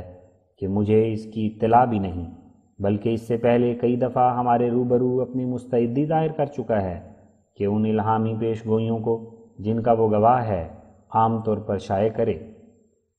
اور ایک دفعہ لیکھ رام پشاوری قادیان میں آ کر بہت کچھ اس کو بہکاتا رہا کہ شہادت الہامات سے انکار کرنا چاہیے، مگر وہ دروغ صریح سے نفرت کر کے اس کے پیچ میں نہ آیا۔ اور اب بھی اگر جلسہ عام میں قسم دے کر اس کو پوچھا جائے تو صفائی سے وہ بیان کر سکتا ہے کہ دیانند کے مرنے کی خبر کئی دن پیش از موت اسے بتلائی گئی تھی، اور خاص لالا شرمپت کے ایک بھائی پر جو ایک پیشدار اور پرخطر مقدمہ چیف کورٹ میں دائر تھا، اس کا انجام بھی پیش گوئی کے طور پر اس پر ظاہر کیا گیا تھا۔ ایسا ہی دلیپ سنگھ کو 2 صورتوں میں سے ایک صورت یعنی موت یا بے عزتی اور ناکامی از سفر پنجاب اس کو اس وقت کھول کر سنا دی گئی تھی کہ جب اس مصیبت کا نام و نشان موجود نہ تھا، اور ایسی ہی اور بہت قبل از وقوع باتیں اس پر ظاہر کی گئی تھیں جن باتوں کا تو وہ بڑی مضبوطی سے گواہ ہے، مگر تصدیق اس کی جلسہ عام میں قسم کے ساتھ ہونی چاہیے، نہ یوں ہی متعصبانہ تحریروں کی روبہ بازی سے۔ ماں سوا اس کے رسالہ سراج منیر بھی جو پیش گوئیوں پر مشتمل ہے اب بہت جلد نکل کر دروغ گوؤں کا منہ کالا کرنے والا ہے۔ قولہ، ہم نے اپنے اشتہار میں ثابت کر دیا ہے کہ مرزا کے اشتہار 8 اپریل 1886 میں پیش گوئی پسر موعود کا حمل موجودہ پر حصر رکھا گیا ہے، جس میں سے آخر لڑکی پیدا ہوئی۔ اقولو، وہ اشتہار جس میں ہماری طرف سے الہامی یا تشریح کے طور پر حصر کے لفظ موجود ہیں، جو اسی حمل میں وہ لڑکا پیدا ہوگا اس سے ہرگز تخلف نہیں کرے گا، ضرور اس میں پیدا ہو جائے گا۔ وہی اشتہار ایک جلسہ منعقد کر کے بحاضری چند مسلمانوں اور ہندوؤں اور عیسائیوں کے پیش کر دینا چاہیے تا دروغ گو کی سیاہ روئی سب پر کھل جائے۔ لیکن اگر اشتہار کے پیش ہونے کے بعد اشتہار کی عبارت سے یہی بات ببداہت ثابت ہوتی ہو کہ شاید وہ لڑکا اب ہو یا بعد میں ہو، تو پھر ایسے بے شرم دروغ گو کے لیے کہ جو برخلاف ہماری تشریح مندرجہ اشتہار کے ناحق بار بار خلق اللہ کو دھوکہ دے، صرف لعنت اللہ علیہ کہنا کافی نہیں، بلکہ اس کو کسی قدر سزا دینا بھی ضروری ہے تا پھر آئندہ اپنی بے حیائی دکھلانے کے لیے جرأت نہ کرے۔ قولہ، ایک ڈوم ٹکڑا خوری گمنام نے مرزا کی تعریف میں 2 ورق کا اشتہار بعنوان رسالہ سرمہ چشم عاریہ سیاہ کیا ہے، محض دنیاوی طمع میں اندھا ہو رہا ہے۔ اس کوتاہ اندیش نامعقول پر کیا بلا پڑی کہ مفت میں جھوٹ بول رہا ہے۔ اقولو، یہ پاک سیرت راکم رسالہ جو شاید اپنے گمان میں اپنے تئیں کسی راجے کا بیٹا سمجھتا ہوگا، ہم اس کو ہرگز ڈوم یا ڈوم کی ضروریت نہیں کہیں گے، خدا جانے یہ کون ہے اور کس کا ہے، مگر یہ یاد رہے کہ یہ شخص اپنے ان گندے الفاظ سے جو کسی قدر ابھی ہم نے لکھے ہیں اور کسی قدر خلاف تہذیب اور سخت مکروہ دیکھ کر چھوڑ دیے ہیں، ایک نہایت عالی خاندان سید صاحب کی نسبت جو بڑے شریف اور ایک شہر کے معزز اور نامور رئیس ہیں، ازالہ حیثیت عرفی کا مرتکب ہو رہا ہے،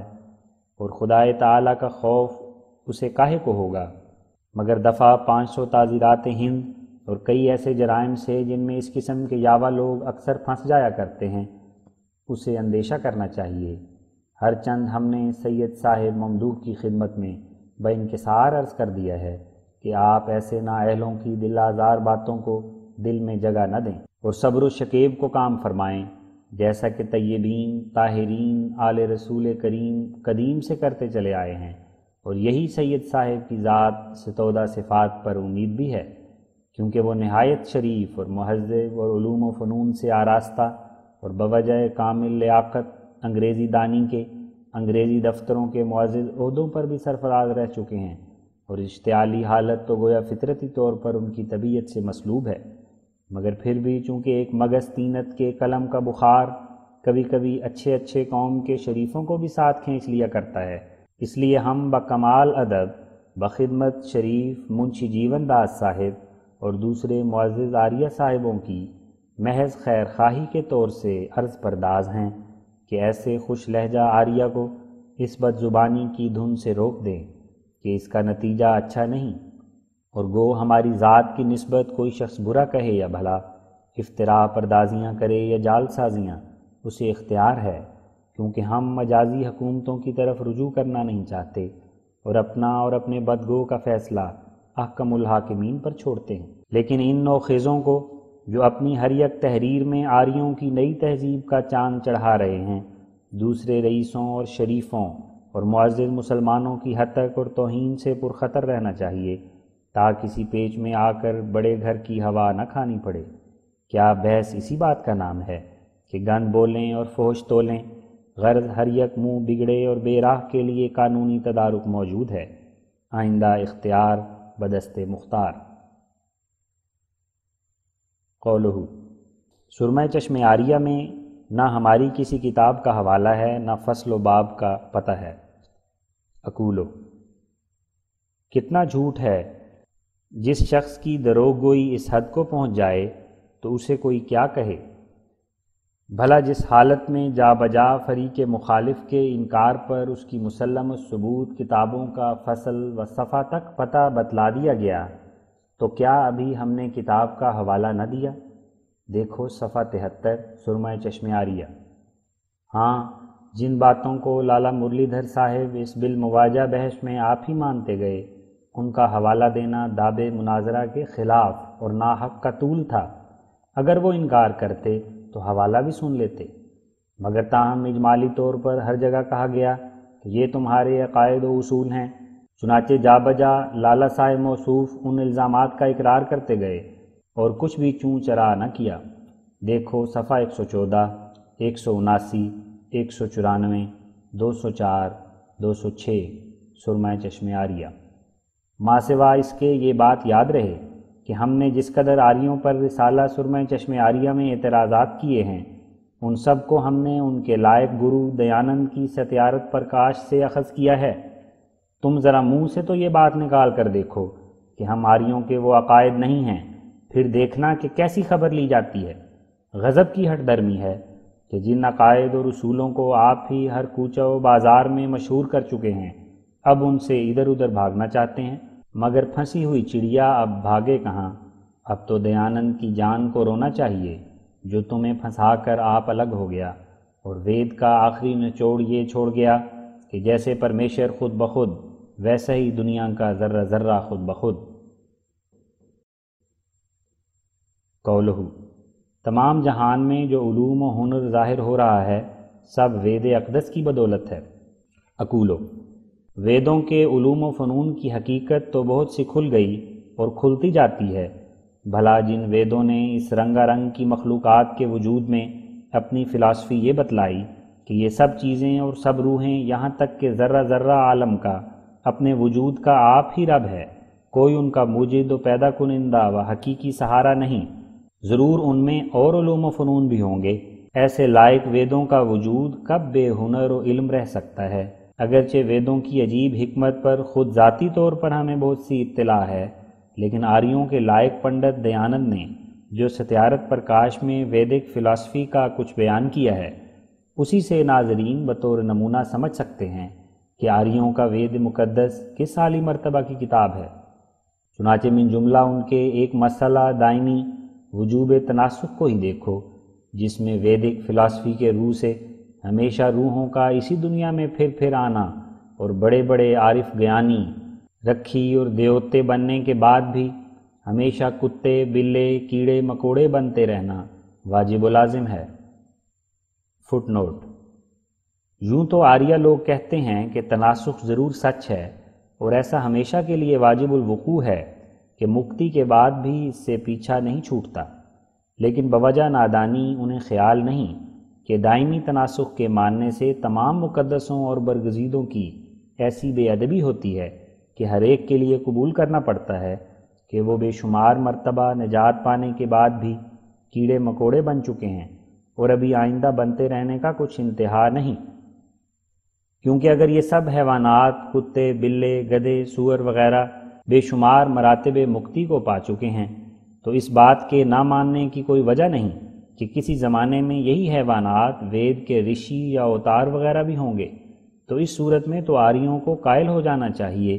کہ ممکن ہے کہ در حقیقت یہ سب ان کے بزرگ ہی ہوں، یا بعض ان میں سے تو ضرور ہی ہوں۔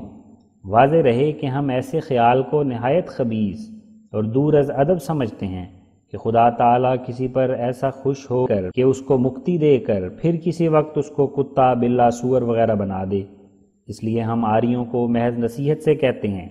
کہ اگر تم دوسرے پاک نبیوں کو گالیاں دیتے اور برا بھلا کہتے ہو، مگر اے بھلے مانسو تم اپنے وید کے رشیوں کی ایسی بے ادبی سے تو باز آؤ۔ اگر حوالے کے شائق ہو تو دیکھو لائق پنڈت دیانند کی ستیارت پرکاش اور اواگون کی بحث من ہو۔ اس بدبختی کا اصل موجب یہ ہے کہ روحیں معدود اور پرمیشر پیدا کرنے سے عاجز، بالکل ناطاقت، بلکہ کچھ بھی نہیں۔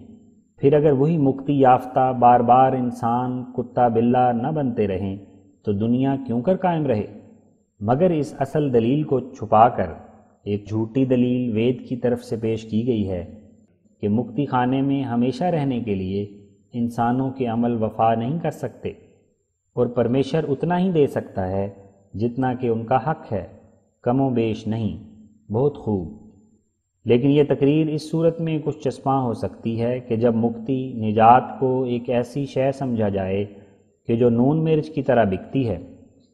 اور پرمیشر کو ایک بنیاد قرار دیا جائے جو اس جنس کو داموں کے موافق بیچتا ہے، یا یہ خیال کیا جائے کہ پرمیشر کا مکتی خانہ کرائے پر چلتا ہے، جتنے دنوں کا کرایہ دیا اتنے دن رہے اور پھر نکالے گئے۔ اب ہم آریوں کے بڑے دستار بندوں سے دریافت کرنا چاہتے ہیں کہ کیا مکتی کی حقیقت میں یہی فلاسفی ہے جس کو آپ کا وید مقدس سکھا رہا ہے؟ کیا وید کا یہی علم و ہنر ہے جس پر ناز کیا جاتا ہے؟ سب دانشمند جانتے ہیں کہ نجات کی جڑ اور اس کا اصل نور جس سے یہ روشنی پیدا ہوتی ہے یہی ہے کہ ماں سوا اللہ سے انقطاع کلی ہو کر خدا تعالیٰ سے ایسا سچا تعلق پیدا ہو جائے کہ وہ محبت اور عشق کے غلبے سے ہر ایک چیز پر بلکہ اپنی جان پر بھی مقدم ہو جائے، اور آرام اور انس اور شوق اور دل کی خوشی اسی سے اور اسی کے ساتھ ہو۔ اور جیسا کہ وہ حقیقت میں واحد لا شریک ہے، ایسا ہی پیار کی نظر سے بھی اپنی عظمت اور جلال اور ساری کامل صفتوں میں واحد لا شریک ہی نظر آوے۔ یہ نور نجات ہے جو اسی دنیا سے محب صادق کے ساتھ جاتا ہے اور اس کے وجود میں جان کی طرح داخل ہو کر ہمیشہ اس کے ساتھ رہتا ہے۔ سو جب کہ شخص نجات یافتہ ہمیشہ کے لیے یہ علت موجبہ نجات اپنے ساتھ رکھتا ہے، تو پھر یہ وید کی کس قسم کی عقل مندی ہے کہ باوجود موجودیت علت تامہ کے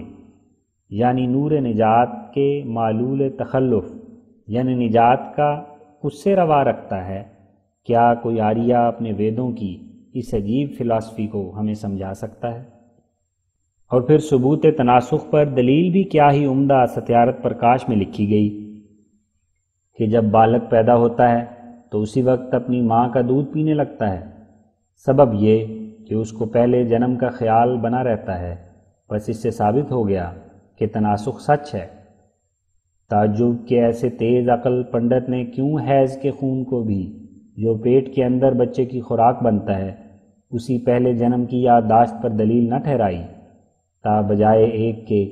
دو دلیل مل جاتی۔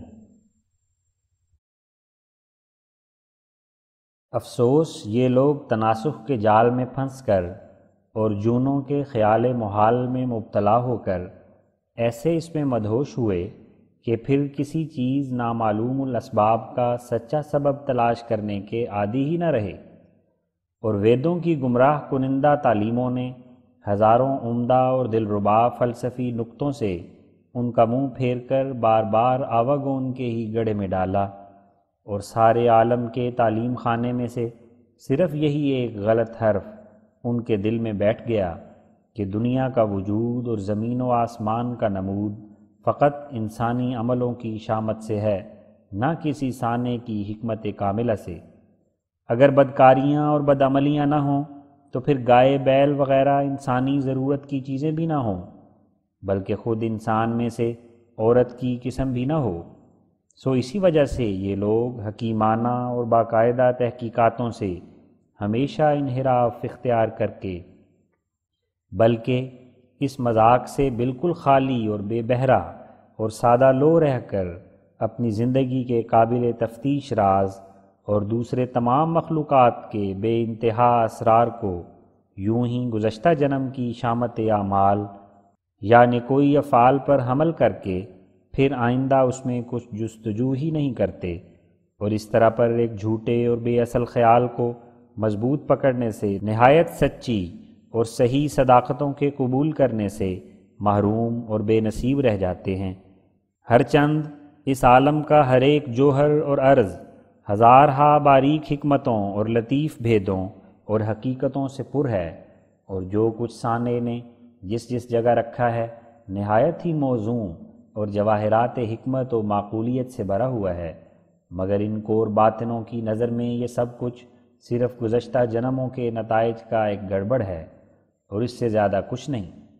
اور پرمیشر ایسا لا حاصل اور بیکار اور ایک فضول اور بے نفع وجود ہے کہ نہ تو کبھی رحم اور فضل اور کرم اس سے ظہور میں آیا، اور نہ کبھی اس کو اپنی حکمت و قدرت دکھلانے کا موقع ملا،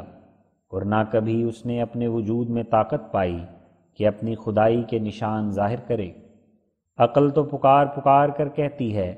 کہ یہ سب چیزیں خدائے تعالیٰ کے ملنے کا ہمارے لیے راہ بتانے والی اور اس کے احسانات کا ایک رشتہ قائم کرنے والی ہیں، مگر ان کا وید کہتا ہے کہ کچھ بھی نہیں، یہ سب کچھ اتفاقی ہے جو گزشتہ جنموں کی شامت سے ظہور پذیر ہو رہا ہے، ورنہ ایک قطرہ پانی کا بھی جس میں صدہا کیڑے ہیں پرمیشر کی طرف سے عطا نہیں ہوا، بلکہ خود ان کیڑوں کی کسی پہلے زمانے کی اپنی ہی بدعمالی پانی کے وجود اور ہماری آب نوشی کا باعث ہو گئی ہے۔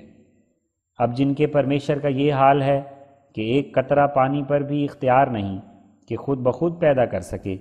تو کیا ایسے ضعیف اور ناتواں کا نام پرمیشر رکھنا جائے آر ہے یا نہیں؟ اور ایسا بد نصیب پرمیشر کس تعریف اور شکر گزاری یا کس مدح و ثناء کے لائق ہوگا جس کی ملکیت ایک بوند پانی بھی نہیں۔ ہائے افسوس ان لوگوں نے الہی قدرتوں اور حکمتوں اور صنعتوں کو آواگون اور وید کی محبت میں پھنس کر کیسا خاک میں ملا دیا ہے۔ صرف ایک تناسخ کے بیہودہ خیال سے ہزارہا صداقتوں کا خون کرتے جاتے ہیں، اور فلسفی اور طبی تحقیقاتوں کی طرز پر کسی چیز یا عارضے کا حقیقی سبب ہرگز تلاش نہیں کرتے۔ یہ قاعدے کی بات ہے کہ کسی امر مجہول کی واقعی حقیقت دریافت کرنے کے لیے بڑی وسیع تحقیقات کی جاتی ہے، اور ایک جزی کی خاطر تمام جزیات پر نظر ڈالنی پڑتی ہے، اور محققانہ نگاہ سے دیکھا جاتا ہے کہ یہ خاص جزی جس کا کوئی حال یا عارضہ متنازع فی قرار دیا گیا ہے، کیا اس کی یہ خاصیت جس میں نزاع کی گئی ہے اسی کی ذات تک محدود ہے یا ایک عام بات ہے جو دوسری کئی جزیات میں یا جمیع جزیات میں پائی جاتی ہے؟ پھر اگر کھوج لگاتے لگاتے اس حد تک پہنچ جائیں جو اس جزی کا اس حال یا اس عارضہ متنازع فی میں دوسری جزیات سے ممتاز ہونا ثابت ہو جائے، یا دوسری جزیات اس کے شریک نکل آئیں، یعنی جیسی کہ صورت ہو اس پر عمل کیا جاتا ہے، اور ناحق ایک عام کو خاص یا خاص کو عام نہیں بنایا جاتا۔ لیکن اس فلسفیانہ طرز سے دیانندی پالیسی الگ ہی ہے۔ خیال کرنا چاہیے کہ اس بندہ خدا نے تناسخ کے بارے میں کیا شستہ ثبوت دیا ہے، جس کے پیش کرنے کے وقت نہ تو یہ سوچا کہ یہ جو دعویٰ کیا گیا ہے کہ ضرور نوزاد بچہ اپنی ماں کے پستان کی طرف ہی جاتا ہے نہ کسی اور طرف، یہ دعویٰ دراصل صحیح ہے یا غلط، اور نہ یہ خیال کیا کہ جیسے میرا دعویٰ عام ہے دلیل جو پیش کرتا ہوں وہ بھی عام ہے یا نہیں۔ خیر اگر اس نے نہ سوچا اور نہ سمجھا تو اب ہم ہی دیانندی منطق کا نمونہ ظاہر کرنے کے لیے اس کی کلی کھول دیتے ہیں۔ سو واضح ہو کہ یہ دعویٰ کہ جب بچہ پیدا ہوتا ہے تو اسی وقت اپنی ماں کا دودھ پینے لگتا ہے، یہ دراصل دعویٰ ہی فاسد ہے، کیونکہ مشاہدے کے روح سے فقط اتنا مسلم ہے کہ بچہ بسبب زندہ اور جاندار ہونے کے غذا کا طالب ہوتا ہے، لیکن یہ ہرگز نہیں مانا جا سکتا کہ خواہ نخواہ ماں کے پستان ہی کی طرف دوڑے، بلکہ ببداہت ثابت ہے کہ اس وقت وہ ایک سادہ نفس ہوتا ہے، اور جس عادت پر وہ لگا دیا جائے اسی پر لگ جاتا ہے اور اسی کو پختہ طور پر پکڑ لیتا ہے۔ مثلاً اگر بچے کو پیدا ہونے کے بعد بتی سے یا نلی سے دودھ پلانا شروع کر دیں تو فی الفور اسی طرح سے پینا شروع کر دیتا ہے، پھر ممکن نہیں کہ بآسانی ماں کے پستان کی طرف رخ بھی کرے، مگر شاید بڑی مشقت اور مصیبت کے بعد پہلی عادت کو چھوڑے اور دوسری عادت کو پکڑے۔ یہ تو سچ ہے کہ پیدا ہونے کے بعد غذا کی طرف بچے کی خواہش جنبش کرتی ہے، مگر وہ خواہش فقط درد اشتہا سے پیدا ہوتی ہے، نہ کسی اور سبب سے، اور تجارب روزمرہ صاف اور صریح شہادت دیتے ہیں کہ انسان یا حیوان یا کسی پرند یا کسی کیڑے مکوڑے کا پیدا ہونے کے بعد اپنی غذا کی طرف توجہ کرنا حقیقت میں ایک میل طبعی ہے جو حکیم مطلق نے اپنی حکمت کاملہ کی وجہ سے ہر ایک جاندار میں بلکہ نباتات و جمادات کی فطرت میں بھی رکھی ہوئی ہے، تا وہ بالطبع اپنی اس غذا کے طالب ہوں جو ان کے مناسب حال ہے۔ اسی وجہ سے ہر ایک چیز اپنے اپنے طور پر جو اس کے وجود کی بناوٹ میں مقرر کیا گیا ہے تحصیل غذا کے لیے میل کرتی ہے، اور جیسے ایک بچہ انسان یا حیوان کا غذا کو حاصل کرنا چاہتا ہے، ایسا ہی درختوں اور بوٹیوں کی جڑیں بھی تخمی حالت سے آگے قدم رکھتی ہیں، اور قوت نامیہ کا پردہ تو وہ پاتی ہیں اپنی غذا کو جو پانی ہے اپنی طرف کھینچنا شروع کر دیتی ہیں، اور وہ جڑیں اپنی قوت جاذبہ سے دور دور سے پانی کھینچ لاتی ہیں۔ غرض حکمت کاملہ الہیہ سے ہر یک چیز میں تحصیل غذا کے لیے پہلے ہی سے ایک قوت رکھی جاتی ہے، خواہ وہ چیز پتھر ہو یا درخت یا انسان یا حیوان، در حقیقت یہ سب ایک ہی قوت کی تحریکوں سے حصول غذا کے لیے متوجہ کی جاتی ہیں۔ اور اس بات کے جواب میں کہ کیوں یہ چاروں قسم کی چیزیں غذا کی طالب ہیں کوئی جدا جدا بیان نہیں، تا کسی جگہ پہلے جنم کی یادداشت اور اس کا خیال بنا رہنا سمجھا جائے اور کسی جگہ کوئی اور وجہ بتلائی جائے، بلکہ در حقیقت ان چاروں چیزوں کا تحصیل غذا کے لیے میل کرنا ایک ہی باعث سے ہے، یعنی فطرتی قوت جو وجود پیدا ہونے کے ساتھ ہی اس میں پیدا ہو جاتی ہے۔ اور اسی کی طرف اس پاک اور مقدس کلام میں اشارہ ہے جو فلسفی صداقتوں سے بھرا ہوا ہے، جیسا کہ وہ جل شانہ فرماتا ہے، اعطیٰ کل شیء خلقہ ثم ہدیٰ، سورۃ طٰہٰ آیت 51، یعنی تمہارا وہ خدا ہے جس نے ہر یک چیز کو مناسب حال اس کے وجود بخشا، پھر غذا وغیرہ کی طلب کے لیے جس پر اس کی بقا موقوف ہے اس کے دل میں آپ خواہش ڈالی، سو یہی صداقت حق کا ہے جس کو ایک قاعدہ کلی کے طور پر اللہ جل شانہ نے اپنی کتاب عزیز میں بیان فرما دیا ہے۔ نادانوں اور جاہلوں کی نظر محیط نہیں ہوتی، اس لیے وہ فقط ایک جزئی کو دیکھ کر اپنی غرض فاسد کے مطابق اس کے لیے ایک جھوٹا منصوبہ گھڑ لیتے ہیں اور دوسرے جزئیات کو جو اسی کے شریک ہیں چھوڑ دیتے ہیں۔ ایسی ہی دیانندی فلسفی ہے جو آنکھیں بند کر کے وید کی خاطر گھڑی گئی ہے۔ بھلا کوئی سوچے کہ پہلے جنم کی یادداشت کہاں ہے اور کس دلیل سے سمجھی گئی؟ کیا یہ سچ نہیں کہ ہمیشہ دیکھا جاتا ہے اور روزمرہ کے تجارب اس پر شاہد ہیں کہ جن بچوں کو پیدا ہونے کے بعد بکری کے پستان پر لگایا جائے پھر وہ کسی عورت کے پستان سے دودھ پینا نہیں چاہتے، اور جن کو مثلاً انگریزی شیشی پر لگایا جائے ان کے لیے ماں کا یا بکری کا دودھ پینا ایسا مشکل کہ گویا موت ہے، ہزار ہیلا کرو اس طرف رخ بھی نہیں کرتے۔ اب اگر دیانندی مسئلہ سچا ہوتا تو چاہیے تھا کہ کوئی لڑکا بجز ماں کے پستان کے اور کسی طور سے دودھ نہ پیتا، سو نوزاد بچوں کی یہ مذکورہ بالا عادت ابطال تناسخ پر دلیل ہے، نہ کہ ثبوت تناسخ پر کوئی دلیل اس سے پیدا ہو سکے۔ اب دعویٰ کی خوبی کا تو بیان ہو چکا،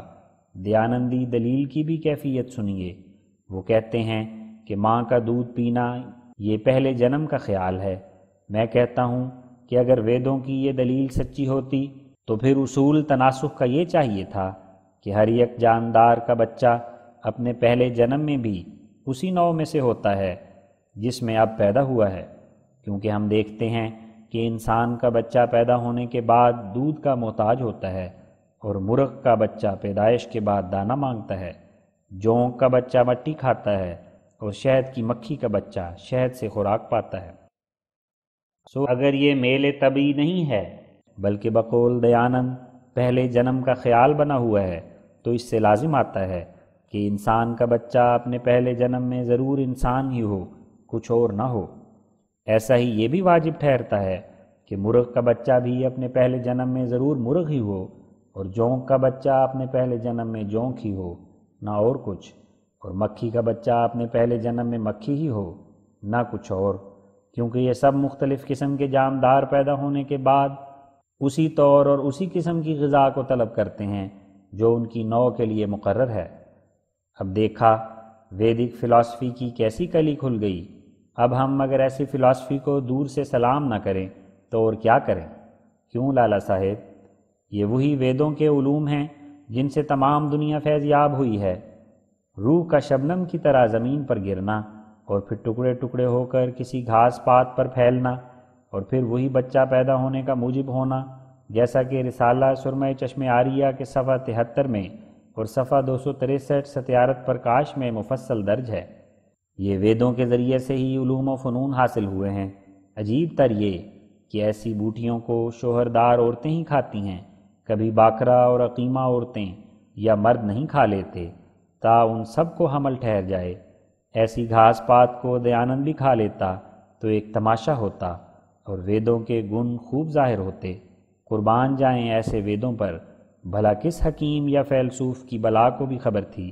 کہ روح بھی ٹکڑے ٹکڑے ہو کر سبز کھیتوں پر پڑا کرتی ہے، اور پھر وہ سب ٹکڑے کوئی عورت کھا جاتی ہے، اس سے حمل ہوتا ہے۔ مردوں کو ایسی روحانی غذا سے کچھ حصہ نہیں، یوں ہی بلا دلیل بچوں کو اپنے باپوں سے اخلاق وغیرہ میں روحانی مشابہت ہوتی ہے۔ اس سے بڑھ کر ویدوں کے جامع العلوم ہونے پر اور کیا دلیل ہو؟ گوتم رکھی جو ویدوں کو سراسر دور از صداقت اور طفلانہ خیالات سمجھتا تھا، کیا یہ حکمت کی باتیں اس کو نہ ملی تا وہ بھی ان پر فدا ہو جاتا؟ دیکھو بدھ شاستر ادھیا 2 سوترا۔ دیانند کو بھی مچھلی کی طرح پتھر چاٹ کر اخیر پر یہ کہنا پڑا کہ اب میرا ایمان ویدوں پر نہیں رہا۔ دیکھو پرچہ دھرم جیون 1886۔ اس وقت مجھے ایک اور پنڈت صاحب بھی یاد آ گئے جن کا نام کھڑک سنگھ ہے۔ یہ صاحب ویدوں کی حمایت میں بحث کرنے کے لیے قادیان میں آئے، اور قادیان کے آریوں نے بہت شور مچایا کہ ہمارا پنڈت ایسا عالم فاضل ہے کہ چاروں وید اسے کنٹھ ہیں۔ پھر جب بحث شروع ہوئی تو پنڈت صاحب کا ایسا برا حال ہوا کہ ناگفتہ بے، اور سب تعریفیں وید کی بھول گئیں۔ دنیا طلبی کی وجہ سے اسلام تو قبول نہ کیا، مگر قادیان سے جاتے ہی وید کو سلام کر کے استباغ لے لیا، اور اپنے لیکچر میں جو ریاض ہند اور چشمہ نور امرتسر میں انہوں نے چھپوایا ہے، صاف صاف یہ عبارت لکھی کہ وید علوم الہی اور راستی سے بے نصیب ہیں، اس لیے وہ خدا کا کلام نہیں ہو سکتے، اور آریوں کا ویدوں کے علم اور فلسفے اور قدامت کے بارے میں ایک باطل خیال ہے۔ اس نازک بنیاد پر وہ حال اور ابد کے لیے اپنی امیدوں کی عمارت اٹھاتے ہیں، اور اس ٹمٹماتی ہوئی روشنی کے ساتھ زندگی اور موت پر خوش ہیں۔ بالآخر اگر ہم ان سب واقف کاروں کی شہادت اور خود وید کی غلط فلسفی سے قطع نظر کر کے قبول بھی کر لیں کہ اگرچہ وید دینی صداقتوں سے خالی ہیں اور بظاہر ان میں کوئی اور علوم و فنون بھی نہیں پائے جاتے، مگر معماری و نجاری کے متعلق بعض علوم صنعت ان کی تہہ کے اندر چھپے ہوئے ہیں، تو اس سے اگر کچھ ثابت بھی ہو تو یہی ثابت ہوگا کہ وید کسی لوہار یا معمار کے پرانے خیالات ہیں۔ یہ جو بیان کیا جاتا ہے کہ جس قدر ہندوؤں کے ہاتھ میں علوم طبی و طبابت و حیت وغیرہ ہیں، یہ سب در حقیقت وید ہی سے نکلے ہیں، یہ بیان ویدوں کے لیے کچھ موجب عزت نہیں بلکہ باعث رسوائی و ذلت ہے، کیونکہ اگر یہ فرض بھی کر لیا جائے کہ ہندی علوم کا مخرج و مبدا وید ہی ہیں، تو پھر وہ ساری غلطیاں جو نئی روشنی کی فلسفی نے ان پرانے علموں میں نکالی ہیں، وہ سب داغ ملامت کی طرح وید کی پیشانی پر وارد ہوں گی۔ ہم ناظرین کو یقین دلاتے ہیں کہ ویدوں میں بجز مشرکانہ تعلیم کے کوئی معرفت اور حکمت کا بیان نہیں۔ سب سے پہلے کتاب الہی اپنی اسی ذمہ داری میں آزمائی جاتی ہے کہ وہ معارف دینی کو جیسا کہ ان کی ضرورت ہے تفصیل و توضیح سے بیان کرے، نہ یہ کہ دعویٰ تو کرے دینی رہنما ہونے کا اور پھر عاجز ہو کر کہے کہ یہ تو نہیں، مگر ریل کا انجن مجھے ضرور بنانا آتا ہے۔ بھلا اگر آریوں کو خدائے تعالیٰ نے کچھ بھی غیرت کا مادہ بخشا ہے تو قرآن شریف کی ان 2 آیات کا ہی مضمون کسی اپنے وید سے بحوالہ نام وید وانوں کا وسقط وغیرہ نکال کر دکھلائیں۔ چنانچہ ان میں سے ایک یہ ہے، لا تسجدوا للشمس ولا للقمر واسجدوا للہ الذی خلقہن، سورہ حامیم سجدہ آیت 38، جز نمبر 24۔ تم نہ سورج کی پرستش کرو اور نہ چاند کی، بلکہ فقط اس ذات قدیم کی پرستش کرو جس نے ان تمام علوی و سفلی چیزوں کو وجود بخشا ہے۔ ہم بدعویٰ کہتے ہیں کہ ویدوں میں مضمون اس صداقت کا ہرگز نہیں نکلے گا، کیونکہ انہوں نے اپنے پرمیشر کی دونوں ٹانگیں توڑ رکھی ہیں، نہ وہ اپنی پرستش میں شراکت غیر سے محفوظ ہے، نہ اپنی قدامت اور غیر مخلوق ہونے میں۔ دوسری آیت یہ ہے، ان اللہ یامر بالعدل والاحسان وایتاء ذی القربی، سورہ نحل آیت 91، جز 14۔ خدا کا تمہیں یہ حکم ہے کہ تم اس سے اور اس کی خلقت سے عدل کا معاملہ کرو، یعنی حق اللہ اور حق العباد بجا لاؤ، اور اگر اس سے بڑھ کر ہو سکے تو نہ صرف عدل بلکہ احسان کرو، یعنی فرائض سے زیادہ، اور ایسے اخلاص سے خدا کی بندگی کرو کہ گویا تم اس کو دیکھتے ہو، اور حقوق سے زیادہ لوگوں کے ساتھ مروت و سلوک کرو، اور اگر اس سے بڑھ کر ہو سکے تو ایسے بے علت و بے غرض خدا کی عبادت اور خلق اللہ کی خدمت بجا لاؤ کہ جیسے کوئی قرابت کے جوش سے کرتا ہے۔ قولہ، اکثر عیسائی اور اہل اسلام بھی متفق ہیں کہ سب علوم و فنون آریوں سے تمام جہان میں پھیلے ہیں۔ اقولو، اول تو یہ بات ہی غلط ہے، کیونکہ انگریزوں کا اس بات پر اتفاق ہو چکا ہے کہ انگلستان میں علوم و فنون کا پودا عرب کے عالیشان مدارس سے آیا ہے، اور 10ویں صدی میں جب کہ یورپ جہالت میں پڑا ہوا تھا، اہل یورپ کو تاریکی جہالت سے علم و عقل کی روشنی میں لانے والے مسلمان ہی تھے۔ دیکھو صفحہ 95، کتاب جان ڈیونپورٹ صاحب۔ ایسا ہی رائے بہادر ڈاکٹر چیتن شاہ صاحب آنریری سرجن اور ڈاکٹر دتا مل صاحب سول سرجن پنجاب ریویو جلد 9 میں لکھتے ہیں کہ اہل یورپ کو اس سے انکار نہیں ہو سکتا کہ تمام علوم، فلسفہ، طب وغیرہ بذریعہ اہل عرب ان تک پہنچے ہیں۔ کیمسٹری یعنی علم کیمیا بھی اہل یورپ نے عروج سلطنت اسلامیہ میں عربوں سے حاصل کیا ہے۔ اگرچہ ہندی طبابت نے جو بزوم آریوں کے ویدوں سے لی گئی ہے، جو ہماری اپنی وطنی طبابت ہے، یونانی اور انگریزی طبابت سے کوئی چیز عاریتاً نہیں لی، لیکن یہ اس کا مستعار نہ لینا اس کے فخر کا باعث نہیں ہو سکتا، کیونکہ اس میں اسی قدر نقص اور خرابیاں بھی باقی ہیں۔ یہ نقصان اس لیے رہ گیا کہ یونانی خیالات ہندوستان میں اور ہندی خیالات یونان میں بسبب نہ ہونے ذریعہ مثل چھاپا وغیرہ کے کم پہنچ سکے۔ تمام ہوا کلام دونوں ڈاکٹر صاحبوں کا۔ مگر میں پوچھتا ہوں کہ یہ نقصان ہندی طبابت میں کیوں رہ گیا؟ ویدوں سے کیوں درست نہ کر لیا گیا؟ اب دیکھنا چاہیے کہ اگر ہم ہندی علوم کو جو آریہ دیس میں ابتدا سے چلے آتے ہیں، جن کی اب تاڑ تاڑ غلطیاں نکل رہی ہیں، ویدوں کی طرف منسوب بھی کر دیں تو کیا اس سے ویدوں کی عزت ثابت ہوتی ہے یا بے عزتی؟ قولہ، مرزا فن و فریب اور دروغ گوئی میں یکتا ہے، مکتوب الہ کو یعنی جس کی طرف حساب کرنے کے لیے خط لکھا گیا تھا تعلیم دیتا ہے کہ تم نے یہ جھوٹ بولنا اور یوں کرنا اور ووں کرنا۔ اقولو، اس اعتراض کی اصلیت صرف اس قدر ہے کہ امبالہ چھاؤنی میں کئی ایک خط میں نے ایک ہندو دکاندار کی طرف بمراد تصفیہ ایک پرانے برداشتی حساب کے، جس کا یوں ہی مدت تک ملتوی پڑے رہنا قرین مصلحت نہیں تھا، لکھے تھے، اور اس دکاندار کو بلایا تھا کہ اب حساب دیر کا ہو گیا ہے، تم ٹومبو ساتھ لاؤ اور جو کچھ حساب نکلتا ہے لے جاؤ اور ٹومبو دے جاؤ۔ اگرچہ ٹھیک ٹھیک یاد نہیں، مگر خیال کیا جاتا ہے کہ شاید ان خطوط میں سے کسی خط میں یہ بھی لکھا گیا ہو کہ تم نے حساب کے لیے بلائے جانے کا حال ظاہر نہ کرنا۔ اب معترض خیانت پیشہ جس نے سرقہ کے طور پر لالہ بشن داس مکتوب علیہ کے صندوق سے خط چرائے ہیں، اس اصل حقیقت میں تحریف و تبدیل کر کے اور اپنی طرف سے کچھ کا کچھ تودہ طوفان بنا کر اور بات کو کہیں سے کہیں لگا کر یہ اعتراض کرتا ہے کہ گویا ہم نے یہ مکر و فریب کیا اور جھوٹ بولا اور جھوٹ کی ترغیب دی۔ پس اول تو ہم عاریہ صاحبوں کے شریف لوگوں پر، جن کو اپنی سوسائٹی کی عزت اور نیک نامی کا خیال ہے،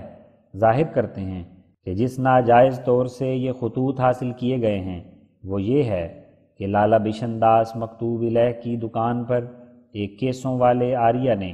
جو اب بابا نانک صاحب سے بیزار ہو کر دیانندی پنتھ میں داخل ہو گیا ہے، ایک دو آریہ اوباشوں کی رازداری و تحریک سے بیٹھنا شروع کیا۔ ایک دن بشن داس اس دیانندی تانتیا بھیل کے اعتبار سے، جیسا کہ دکانداروں کی عادت ہے، اپنی دکان کو کھلی چھوڑ کر کسی کام کے لیے بازار میں نکلا۔ اس کے جانے کے ساتھ ہی سکھ صاحب نے اس کے صندوق کو ہاتھ مارا۔ شاید اس دست درازی سے نیت تو کسی اور شکار کی ہوگی، کیونکہ اسے معلوم تھا کہ یہ مالدار آدمی ہے، مگر لالہ بشن داس کی قسمت اچھی تھی کہ اس جلدی میں زیور تک جو صندوق میں پڑا ہوا تھا ہاتھ نہ پہنچا، صرف دو خط ہاتھ میں آ گئے، جن کو اس کے انہی ہم مشورہ یاروں نے، جو ایک ہی سانچے کے ہیں، بہت سی خیانت اور یاوہ گوئی کے ساتھ چھاپ دیا، اور حیا اور شرم سے الگ ہو کر ایک بے اصل تراش خراش سے ایک ناواجب اعتراض ہم پر بنایا، اور جس شنیع کام کا آپ ارتکاب کیا اس کی طرف ذرہ بھی خیال نہ آیا۔ ہم لاہور کے معزز عاریہ سماج والوں کو اس طرف توجہ دلاتے ہیں کہ ان لوگوں کی جلدی سے خبر لیں، ورنہ جن نالائق منصوبوں اور برے خیالات کی اس سماج میں کھچڑی پکتی رہتی ہے، اس کا انجام ہرگز بہتر نہیں ہوگا۔ کیا یہ بات قرین قیاس نہیں کہ جس نے آج یہ واردات کی، کل اس سے بڑھ کر کوئی چاند چڑھائے گا؟ کیا انہی کرتوتوں سے عاریہ سماج روشن ہو جائے گی؟ کیا چوروں کے 100 دن کے بعد ایک دن کسی سعد کا نہیں آئے گا؟ اسی واردات کو دیکھیے کہ لالہ بشن داس نے اپنی شرافت سے صبر کیا اور مقدمے کو عدالت تک نہ پہنچایا، ورنہ سکھ صاحب اور اس کے رفیقوں کو بیگانہ صندوق میں ہاتھ ڈالنے کا ابھی مزہ معلوم ہو جاتا۔ ہماری دانست میں یہ مقدمہ اب بھی دائر ہونے کے لائق ہے، کیونکہ گو لالہ بشن داس کے زیور وغیرہ کا کچھ نقصان نہیں ہوا۔ خیر گیری متن میں لفظ صحیح نہیں پڑھا گیا، غالباً خیر گزری ہے، مگر خطوط کی چوری بھی حسب قانون مروجہ انگریزی ایک چوری ہے، جس کی سزا میں شاید 3 سال تک قید ہے۔ مسروقہ خطوں کے پیش ہونے سے ثابت ہو سکتا ہے کہ ان خطوط میں کوئی بھی ایسی تحریر نہیں تھی جو اس سکھ یا اس کے دوسرے یاروں سے کچھ تعلق رکھتی ہو، بلکہ وہ صرف ایک حسابی معاملے کے خطوط تھے جو فقط لالہ بشن داس کی ذات سے تعلق رکھتے تھے اور اس کے نج کے مطالب پر مشتمل تھے، جن کا بے اجازت کھولنا بھی ایک جرم تھا۔ اب انصاف کی جگہ ہے کہ جن لوگوں کے اپنے ذاتی چال چلن کا یہ حال ہو کہ چوری تک حلال ہے، وہ ہم پر کوئی اعتراض کرنے کے لیے کوشش کریں، اور اعتراض بھی کیا عمدہ کہ بشن داس کو اس کے امر متعلق کے مخفی رکھنے کی تعلیم کی، حالانکہ کسی عقل مند کی یہ رائے نہیں ہو سکتی کہ انسان اپنے تمام اسرار کو عام طور پر فاش اور شائع کر دیا کرے، تب اس کا نام راست گو ہوگا، ورنہ نہیں۔ غور سے دیکھنا چاہیے کہ جس قدر امور ملکی و مدنی و منزلی اور خود فرد فرد کے ذاتی ہیں، ان میں سے کسی میں بھی یہ بات نہیں ہے کہ ہر وقت اور ہر جگہ ان کے رازوں کا افشا کرنا مصلحت ہو یا عدم افشا کا نام مکر اور فریب رکھا جائے۔ خدا تعالیٰ نے دل و زبان وغیرہ قوا انسان کو عطا فرما کر ان کے مناسب استعمال کے لیے اسے ذمہ وار بنایا ہے، اور ہر ایک بات کی عمدگی اور خوبی دکھلانے کے لیے جدا جدا موقع اور محل اور وقت اس بات کے مقرر کیے ہیں۔ کوئی خلق خواہ کیسا ہی عمدہ ہو، مگر جب وہ بے محل اور بے وقت صادر ہوگا تو ساری خوبی اور خوبصورتی اس کی خاک میں مل جائے گی، اور کوئی مفید چیز اپنے فوائد ہرگز ظاہر نہیں کرے گی۔ جب تک وہ ٹھیک ٹھیک اپنے وقت پر استعمال میں نہ لائی جائے۔ خدا تعالیٰ کی سچی اطاعت اور نوع انسان کی حقیقی بھلائی وہی شخص بجا لا سکتا ہے جو وقت شناس ہو، ورنہ نہیں۔ مثلاً ایک شخص گو راست گو ہے مگر اپنی راستی کو حکمت کے ساتھ ملا کر استعمال نہیں کرتا، بلکہ لاٹھی کی طرح مارتا ہے اور بے تمیزی سے ایک شریف خصلت کو بے محل کام میں لاتا ہے، تو وہ ایک حکیم منش کے نزدیک ہرگز قابل تعریف نہیں ٹھہرتا۔ ایسے کو جاہل نیک بخت کہیں گے، نہ دانا نیک بخت۔ اگر کوئی اندھے کو اندھا اندھا کر کے پکارے اور پھر کسی کے منع کرنے پر یہ کہے کہ میاں کیا میں جھوٹ بولتا ہوں، تو اسے یہی کہا جائے گا کہ بے شک تو راست گو ہے، مگر احمق یا شریر کہ جس راستی کے اظہار کی تجھے ضرورت ہی نہیں اس کو واجب الاظہار سمجھتا ہے اور اپنے بھائی کے دل کو دکھاتا ہے۔ اسی طرح اخلاقی امور کا تمام عقد جواہر اسی ایک ہی رشتے سے بستا ہے کہ ہر ایک خلق اپنے وقت پر صادر ہو۔ درستی، نرمی، عفو، انتقام، غضب، حلم، منع، عطا سب وابستہ باوقات ہیں، اور ان کی خوبصورتی اور بہتری بھی تبھی ظہور میں آتی ہے کہ وہ عین اپنے محل پر استعمال کیے جائیں۔ یہی قرآنی فلسفی ہے جس پر عقل سلیم شہادت دیتی ہے۔ غرض جو کچھ اس اعتراض میں نیک بخت آریوں نے ہم پر تان کرنا چاہا ہے وہ سراسر ان کی نادانی اور کارستانی ہے۔ وہ آج کل بہتان اور افتراء کے پتھروں سے دوسروں کو مجروح کرنا چاہتے ہیں، مگر انہیں یاد رکھنا چاہیے کہ یہ پتھر انہی پر پڑیں گے، نہ دوسروں پر۔ کوئی چیز ایسی چھپی ہوئی نہیں جو آخر ظاہر نہ ہو، پس اگر ہم در حقیقت فریب پر ہیں تو یہی فریب ہمیں ہلاک کرے گا، لیکن اگر ہم راستی پر ہیں اور وہ جو ہمارے دل کو دیکھ رہا ہے وہ اس میں کچھ فریب نہیں پاتا، تو اگر آریوں کے پہلے اور آریوں کے پچھلے اور آریوں کے زندے اور آریوں کے مردے بلکہ تمام اولین آخرین مخالف ہمارے نابود کرنے کے لیے جمع ہو جائیں تو ہمیں ہرگز نابود نہیں کر سکتے جب تک ہمارے ہاتھ سے وہ کام انجام پذیر نہ ہو جائے جس کے لیے اللہ جل شانہ نے ہمیں مامور کیا ہے۔ سو آریوں کے افتراء اور بہتان اور قتل کرنے کی دھمکیاں سب ہیچ اور بے اثر ہیں جن سے ہم ڈرتے نہیں۔ اگر ان کا حسد سے یہ خیال ہو کہ لوگ ان کی طرف کیوں رجوع کرتے ہیں، ان کو کسی تدبیر سے بند کرنا چاہیے، تو انہیں سمجھنا چاہیے کہ لوگ در حقیقت کچھ چیز ہی نہیں اور نہ ہماری لوگوں پر نظر ہے، ایک ہی ہے جو ان کو کھینچ کر لاتا ہے۔ اور نیز یاد رکھنا چاہیے کہ ہم بد ظن لوگوں سے ہرگز نہیں ڈرتے، اور اگر بد ظن لوگ اتنے ہو جائیں کہ دنیا میں سما نہ سکیں تو وہ در حقیقت اپنا نقصان کریں گے نہ ہمارا۔ اور سچ تو یہ ہے کہ ہماری نظر میں تمام دنیا بجز اس ایک کے یا اس کے خالص محبوبوں کے جتنے اور لوگ ہیں، خواہ وہ بادشاہ ہیں یا امیر ہیں یا وزیر ہیں یا راجے ہیں یا نواب ہیں، ایک مرے ہوئے کیڑے کی مانند بھی نہیں۔ ہاں، ہم اپنے محسنوں کے شکر گزار ہیں، ایسا ہی گورنمنٹ برطانیہ کے بھی، کیونکہ بڑا بدذات وہ شخص ہے جو اپنے محسن کا شکر گزار نہ ہو۔ سو اے آریو، تم غلطی پر ہو، یقیناً سمجھو کہ تم غلطی پر ہو، ہمارا خدا ہمارے ساتھ ہے اور تم کچھ بھی ہمارا بگاڑ نہیں سکتے۔ اگر تم نے ہمیں فریبی کہا تو اس سے ہم کچھ غصہ بھی نہیں کرتے، کیونکہ رگ وید میں تمہارے پرمیشر کا نام بھی فریبی ہے، اور وہ شرطی یہ ہے،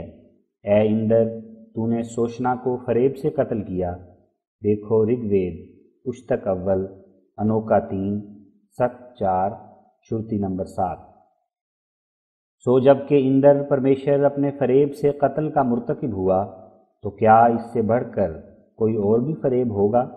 دیانندی فریبوں سے بھی آپ ناواقف نہیں ہوں گے۔ حاشیہ متعلق صفحہ 368 شانہ حق۔ دیانندی فریبوں کا ایک بڑا نمونہ یہ ہے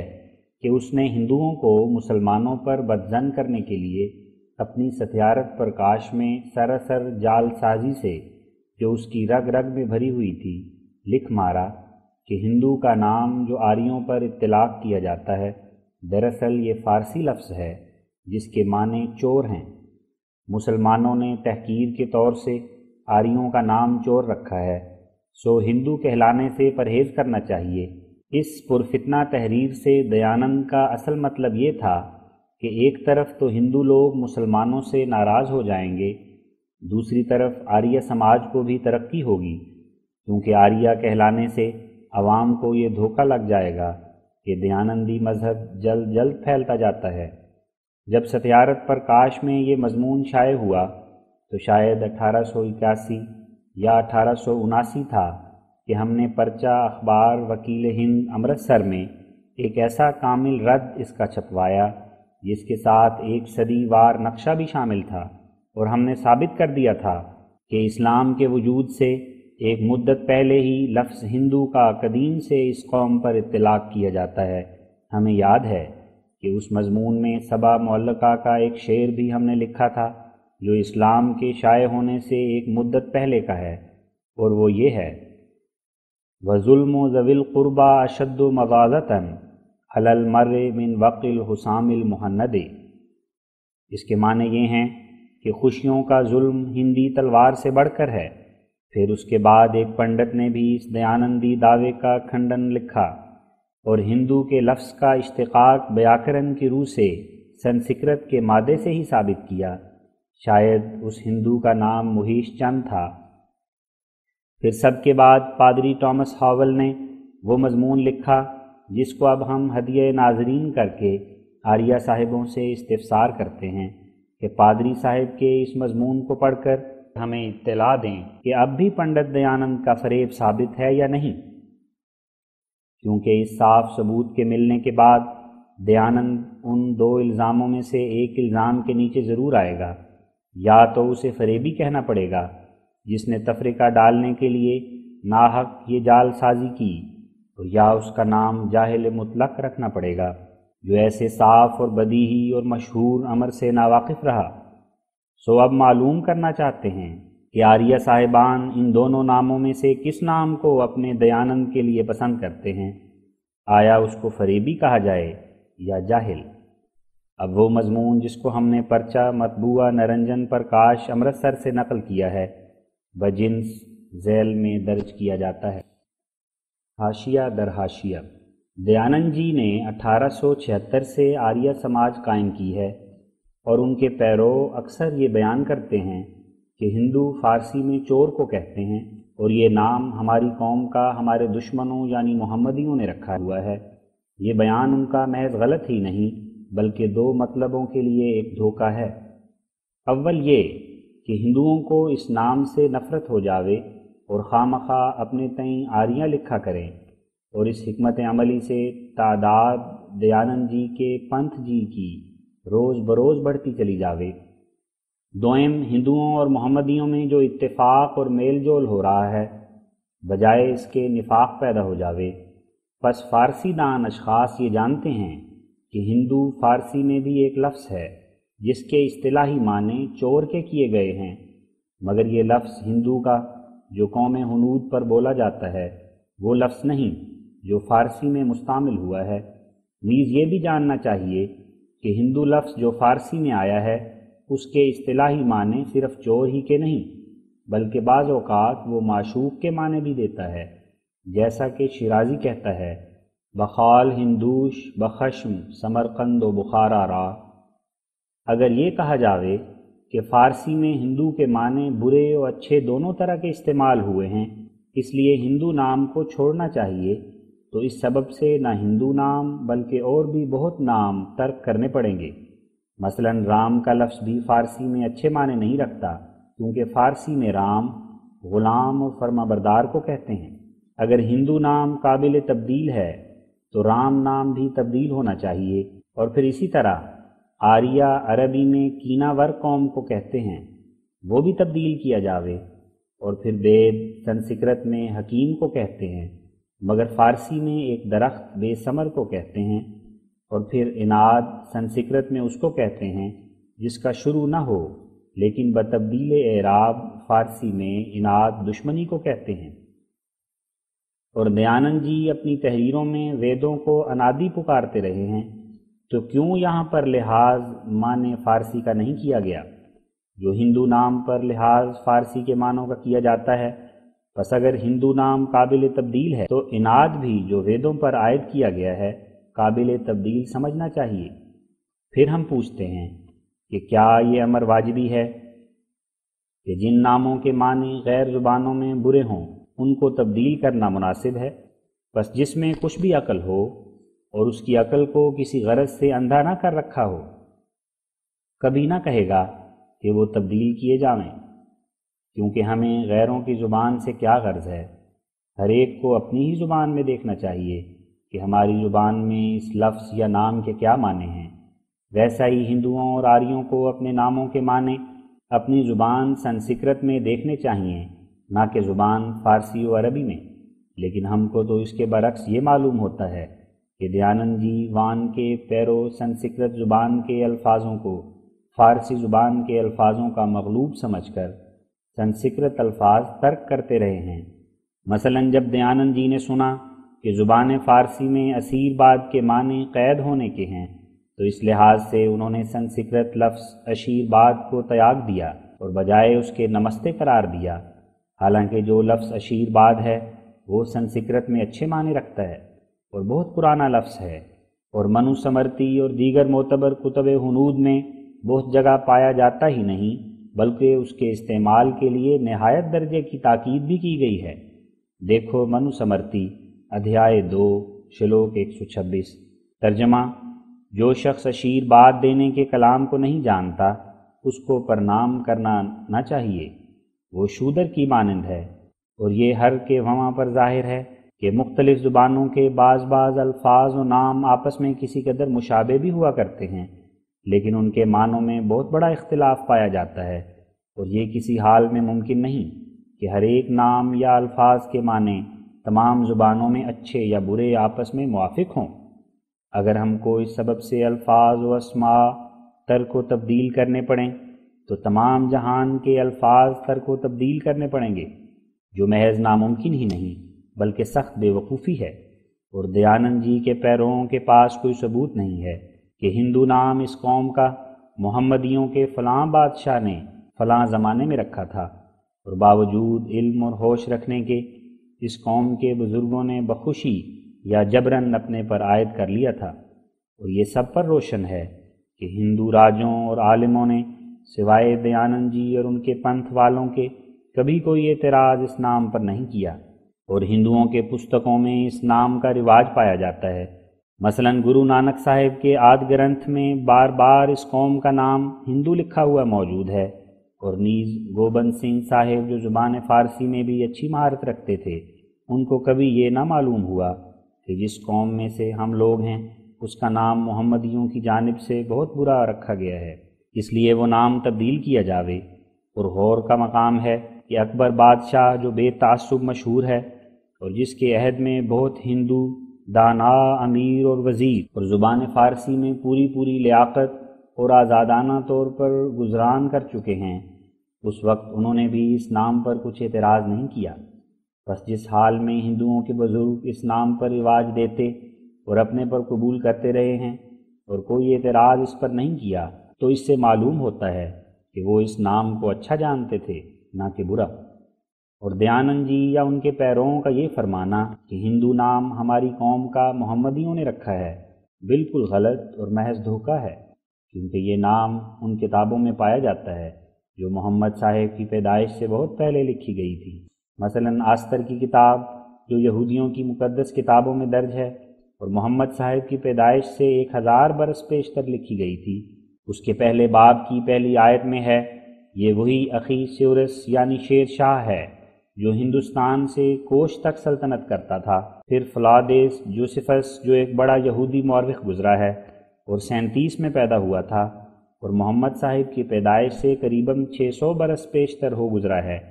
وہ اپنی تواریخ کی کتاب کے 8ویں حصے کے باب 5 میں یوں لکھتا ہے کہ جیرام شاہ سور نے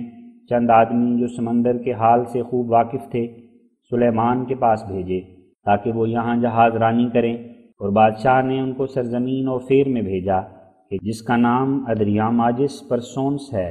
اور یہ زمین ہندوستان سے متعلق اور یہاں کا سونا نہایت عمدہ ہوتا ہے۔ بس ظاہر ہے کہ محمد صاحب کی پیدائش سے بہت پہلے یہ ملک ہندوستان کے نام سے نامزد اور مشہور و معروف تھا، اور اغلباً اس کے باشندے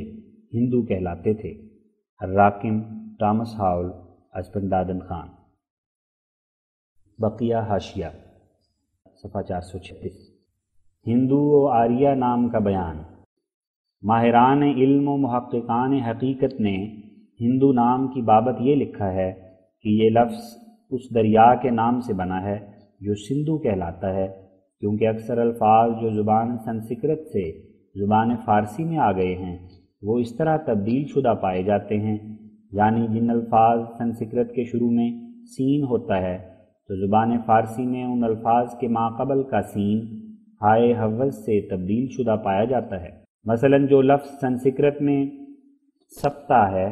وہ زبان فارسی ہفتہ ہو گیا، اور ویسا ہی وسم کا وہم اور سہسر کا فارسی میں ہزار اور اسی طرح سندھو کا ہندو ہو گیا ہوا معلوم ہوتا ہے، جس سے مراد ہے دریا سندھ کے کنارے کے باشندے۔ دوئم ممکن ہے کہ یہ ہندو نام سنسکرت کے دو لفظوں سے بنا ہو، یعنی ہین اور دوش سے، جس کے معنی بے نقص کے ہیں، اور ممکن ہے کہ کثرت استعمال کے سبب ان میں سے چند الفاظ چھوٹ بھی گئے ہوں،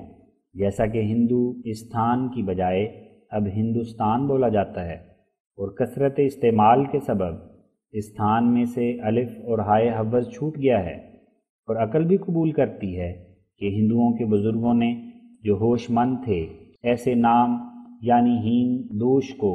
جس کے معنی بے دوش کے ہیں، اپنی قوم پر عائد کر لیا ہو، اور پھر زبان سنسکرت میں نام کو آریہ اور زبان فارسی میں ایرانی دونوں ایک ہی مصدر یا دھاتو آر سے نکلتے ہیں، اور آریہ اور ایرانی کے اصلی معنی ہل چلا کر کھیتی کرنے والے کے ہیں، اور حقیقتاً یہ نام آریہ اس قوم کے لوگوں کا اس وقت تھا جب یہ صرف کھیتی کر کے ہل واہی کرنے سے روٹی کماتے تھے، جیسے کہ آج تک اس پنجاب میں بھی کھیتی کرنے والے ارائیں کہلاتے ہیں، اور اکثر اس پیشے کے لوگ جانوروں خصوصاً بیلوں پر ظلم بھی کیا کرتے ہیں، اور بے زبان جانوروں کو ایسی چھڑی سے جس کے سرے پر ایک لوہے کی نوکدار کیل لگی ہوئی ہوتی ہے چبھو کر ہانکا کرتے ہیں، اور اس سبب سے وہ نوکدار کیل ان کے نام سے نامزد ہو کر آر کہلاتی ہے۔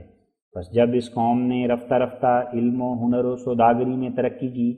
تو آریہ نام کو جو صرف کھیتی کرنے والے کے لیے مخصوص تھا چھوڑ دیا، اور یہ نسبت اس آریہ نام کے اغلباً ہیں دوش کو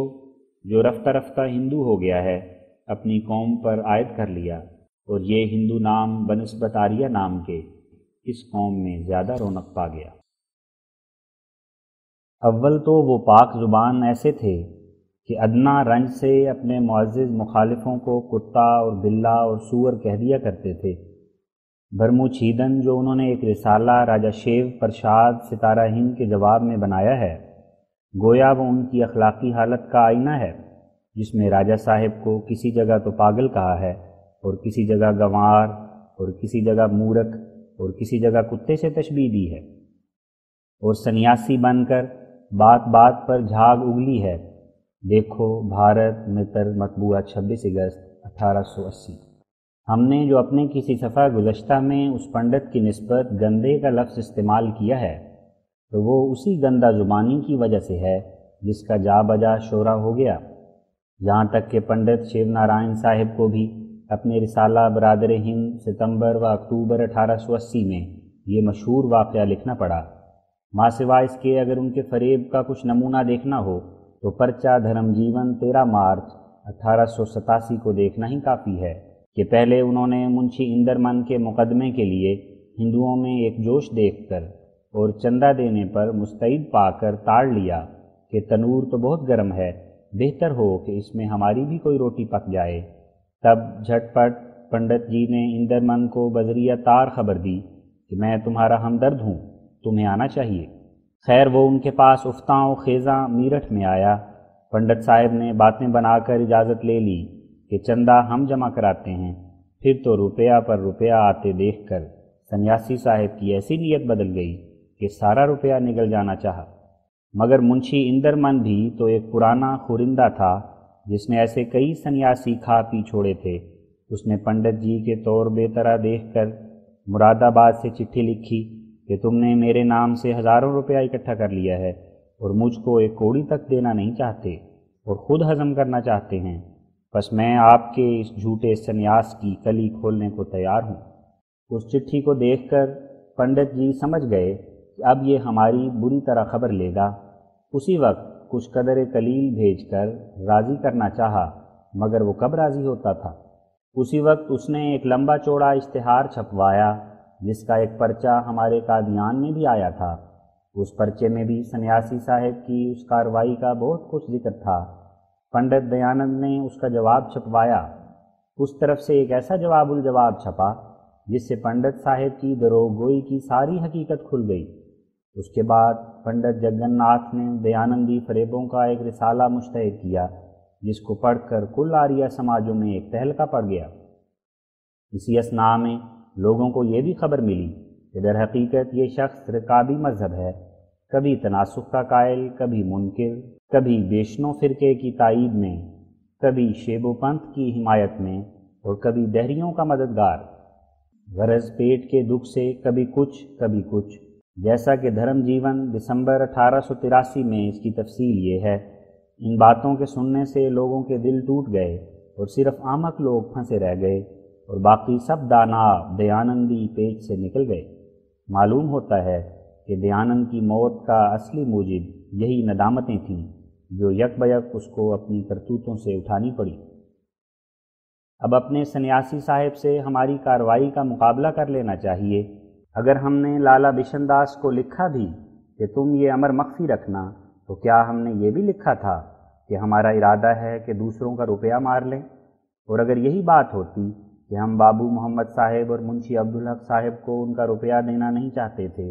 تو پھر کیوں اسے امبالہ چھاؤنی میں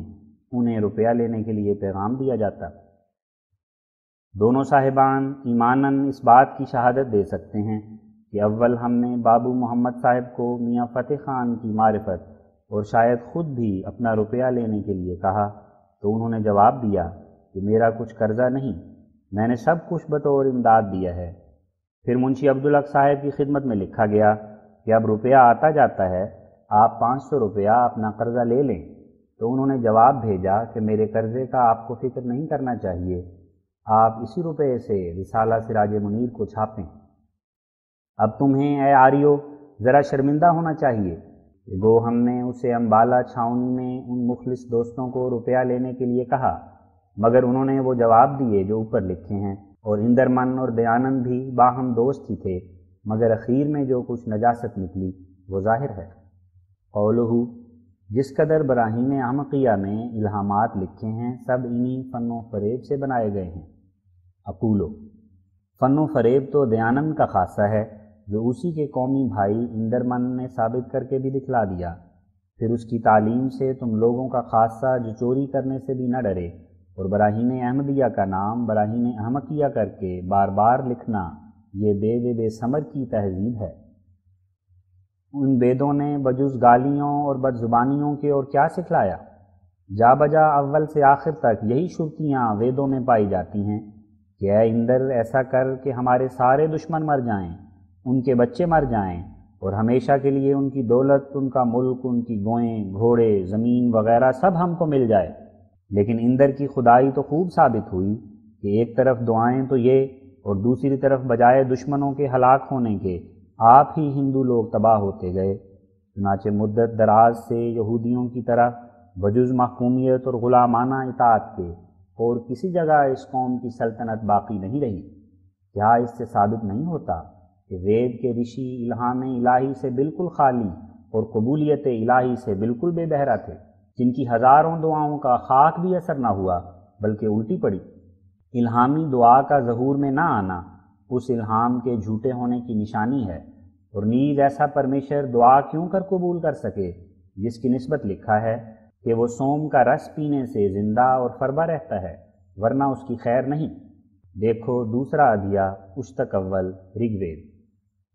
اور ہمارے الہامات کا نام فریب رکھنا یا فریب سے بنایا جانا دعویٰ کرنا یہ اس وقت ہندو زادوں کو زیبا تھا کہ جب ہمارے بلانے پر وہ ہمارے دروازے پر آ بیٹھتے، لیکن ہم نے سرمہ چشم عاریہ میں چہل روزہ اشتہار بھی جاری کر کے دیکھ لیا، کسی ہندو نے کان تک نہیں ہلایا۔ خیال کرنا چاہیے کہ جو شخص تمام دنیا میں اپنے الہامی دعوے کے اشتہار بھیج کر سب قسم کے مخالفوں کو آزمائش کے لیے بلاتا ہے، اس کی یہ جرت اور شجاعت کسی ایسی بنا پر ہو سکتی ہے جو نرا فریب ہے؟ کیا جس کی دعوت اسلام و دعوی الہام کے خطوں نے امریکہ اور یورپ کے دور دور ملکوں تک ہلچل مچا دی ہے؟ نوٹ میں حضور فرماتے ہیں، امریکہ سے ابھی ہمارے نام ایک چٹھی آئی ہے جس کے مضمون کا خلاصہ ذیل میں درج کیا جاتا ہے۔ صاحب من، ایک تازہ پرچہ اخبار اسکاٹ صاحب ہماوسطی میں نے آپ کا خط پڑھا جس میں آپ نے ان کو حق دکھانے کی دعوت کی ہے، اس لیے مجھ کو اس تحریک کا شوق ہوا۔ میں نے مذہب بدھ اور برہمن مت کی بابت بہت کچھ پڑھا ہے اور کسی قدر تعلیمات زردشت و کنفیوشس کا مطالعہ بھی کیا ہے، لیکن محمد صاحب کی نسبت بہت کم۔ میں راہ راست کی نسبت ایسا مذبذب رہا ہوں اور اب بھی ہوں کہ گو میں عیسائی گروہ کے ایک گرجے کا امام ہوں، مگر سوائے معمولی اور اخلاقی نصیحتوں کے اور کچھ سکھلانے کے قابل نہیں۔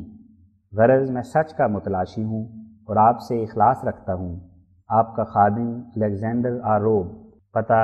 3021 Eastern Avenue, Saint Louis, Missouri, اضلاع متحدہ امریکہ۔ کیا ایسی استقامت کی بنیاد صرف لاف و گزاف کا خس و خاشاک ہے؟